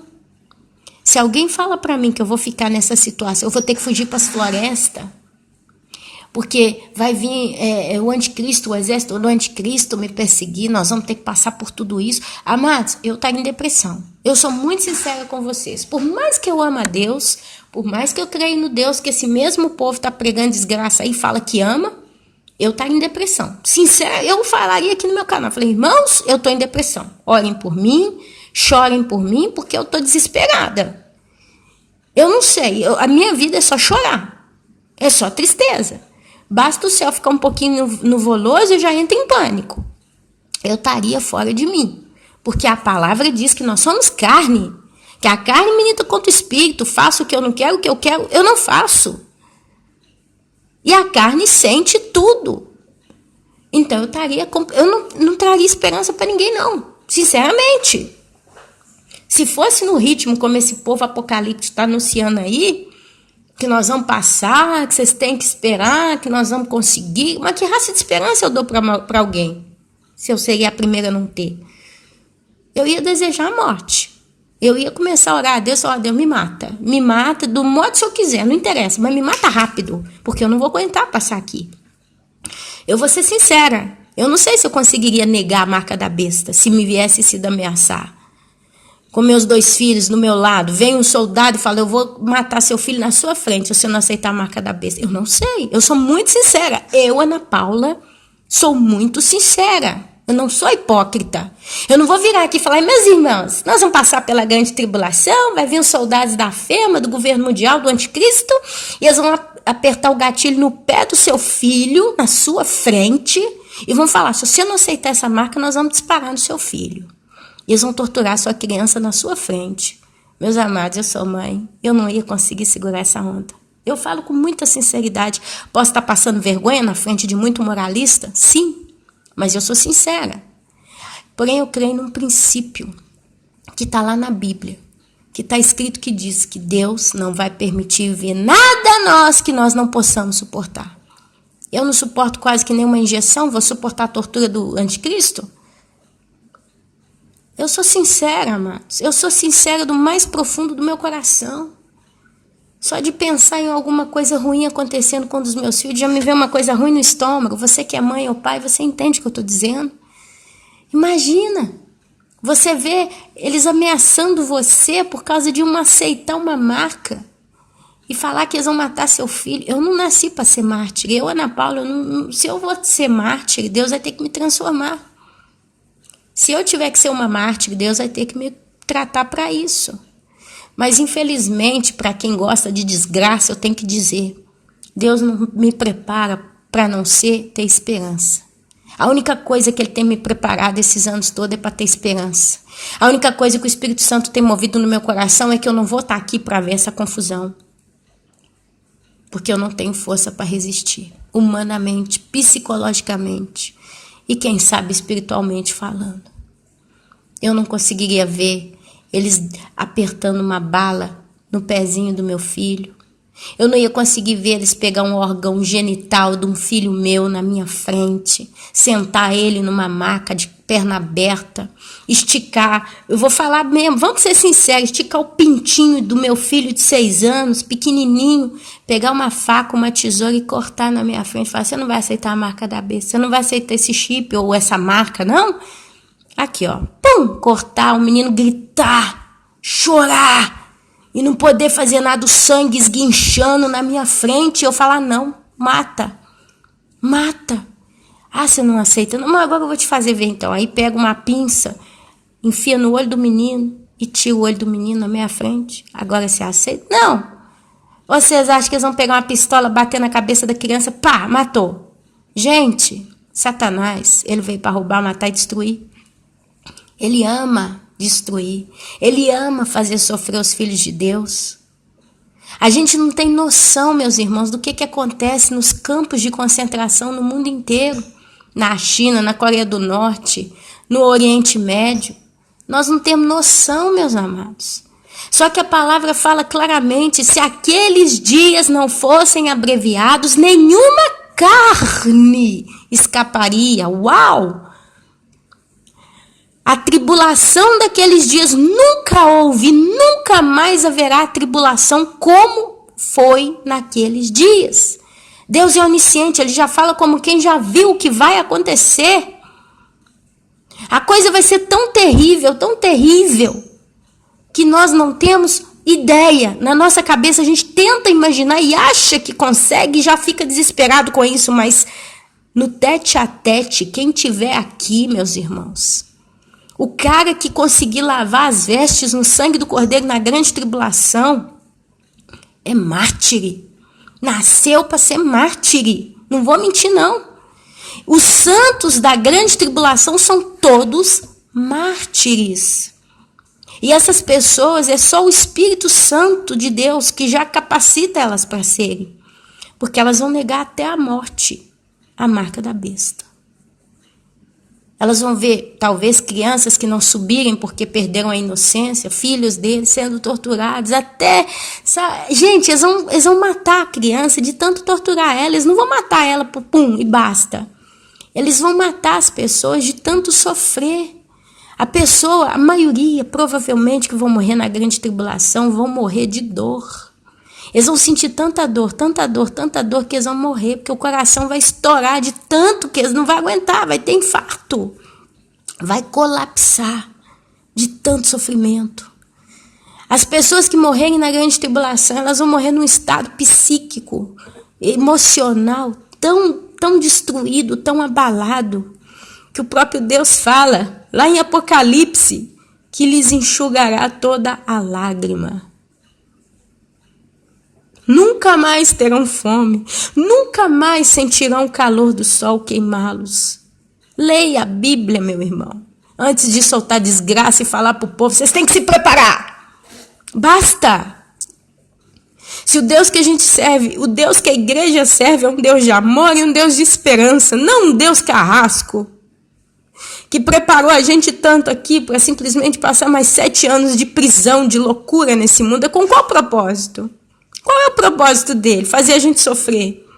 Se a gente já não suporta mais o pecado, a gente já não suporta mais ver a injustiça, a gente já não suporta mais esse mundo como ele está, por que ele ainda ia ter que fazer a gente ficar aqui mais 7 anos na grande tribulação, vendo infinitamente mais a injustiça do homem na terra, a sujeira, a loucura, a matança, o sangue? Para quê? Para que torturar o ser humano espiritualmente assim tanto? Para que Deus faria isso? Por quê? Então, quando eu vejo esse pessoal que gosta de soltar desgraça o dia inteiro no YouTube, eu balanço a cabeça e falo, meu Deus, como é que o Senhor vai tratar com esse povo? Eu não sei. É sim, meus irmãos, nós temos que estar preparados para um terremoto, nós temos que estar preparados para um dilúvio, a gente tem que estar preparado para uma tsunami, a gente tem que estar preparado para um meteoro, mas dizer que a gente tem que estar preparado para tudo que está incluído no pacote da grande tribulação, não tem um senso humano nisso, não tem um senso divino. Muito mais do que humano, não tem um senso divino, não tem um sentido divino nisso. Então, o que eu posso te dizer agora, em nome de Jesus, ou Yeshua, nome na língua hebraica, para quem prefere, prepare a tua vida hoje. Comece a orar hoje. Comece a ler a Bíblia hoje. Comece a pedir perdão a Deus de manhã, de tarde e de noite. A partir de hoje. Comece a acertar tudo que está na sua condição. Alcance hoje. Não deixe para amanhã. Não deixe para daqui a pouco. Faça hoje. Hoje é o dia que o Senhor já fez. Hoje é o dia da misericórdia dele sobre a sua cabeça. Hoje é o dia da graça sobre a sua cabeça. Hoje é o dia que ele fez. Não espere para amanhã. Não brinque com Deus. Não desfaça da misericórdia de Deus. Às vezes ele está te dando todos os dias a porção da misericórdia, te chamando para consertar. E você está deixando amanhã, segunda-feira, daqui a pouco eu começo, eu vou terminar isso, depois eu dou tempo para Deus. Não faça isso, porque você pode se arrepender muito por toda a eternidade, você pode se arrepender muito por muitos anos ainda nessa terra. Você vai chorar lágrimas de sangue e vai chorar e gemer e falar: por quê? Por que eu não dei atenção enquanto ele me bateu na porta do meu coração? Por que eu não abri ela antes? Clame a Deus, meu querido, clame a Deus pelos seus entes queridos. Faça propósito, faça grupo de oração, minha irmã. Você que tem um WhatsApp, junte com 3, 4 irmãs que você sabe que gosta de orar. Comecem a colocar o nome dos seus entes queridos. Comecem a clamar a Deus todos os dias pela salvação desse povo.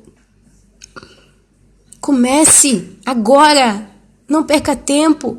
Se você é usuário de Facebook, tem um grupo de pessoas que você troca muita figurinha das coisas de Deus, fala: gente, vamos montar um grupo de oração, vamos orar. Se você tem acesso a pessoas como você, junte fisicamente e ore na casa de vocês. Clame. Eu acho que a igreja tem que dar o seu último grito de clamor. Porque às vezes você já se sente bem, você está salvo, você é uma pessoa que faz a obra. Mas faça mais, clame mais, chore mais, mova-te mais.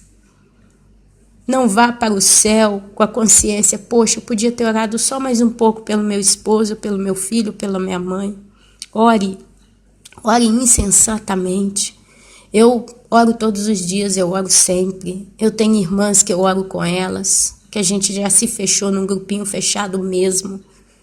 Porque a gente já se conhece, a gente já pode se confidar umas das outras. A gente precisa, meus irmãos, lutar em oração. A oração move montanhas, desde que ela é feita com sabedoria. Conserte a sua vida hoje. Hoje é o momento, hoje é o dia, hoje é a hora. Não deixe para amanhã. Em nome de Jesus, por favor, eu te imploro. Porque esse ano de 2017, na misericórdia de Deus, a gente ainda tem alguma coisa para poder preparar. A gente ainda tem um certo momento na nossa vida pessoal, um certo tempo pessoal. Porque as pedras estão clamando, os atalaias estão clamando, o clamor está sendo anunciado já há anos no YouTube. Quantos já estão ouvindo mensagens e mensagens e mensagens. Só que isso vai acabar, meus amados, porque tudo passa. Tudo passa. E esse tempo da graça de Deus, em que nós nos lavamos na graça, não no sangue lá, que vai ser pisado, largado, pisado a ira de Deus, que está lá em Apocalipse. As uvas serão lançadas no largado, pisado a ira de Deus. Nós somos o trigo. O trigo que vai ser separado e conservado no celeiro por um pouco de tempo. Preste atenção nessa mensagem. Ela é mensagem santa e poderosa e vai poder mudar toda a sua vida. E assim eu entrego essa palavra, agradeço a Deus por ter me dado mais essa chance e oportunidade. Vou editar esse vídeo o mais rápido que eu puder e vou lançar ele no ar o mais rápido que eu puder, porque nós precisamos da misericórdia de Deus sobre as nossas cabeças. Que o Senhor Jesus Cristo vos abençoe com sabedoria, prudência, força, perseverança, maturidade e amor para com o próprio Deus e gratidão. E esperteza para que vocês comecem a pôr a mão na massa enquanto é tempo. Amém, meus irmãos. Amém? Fiquem na santa paz, na santa shalom do Senhor. Amém, amém e amém.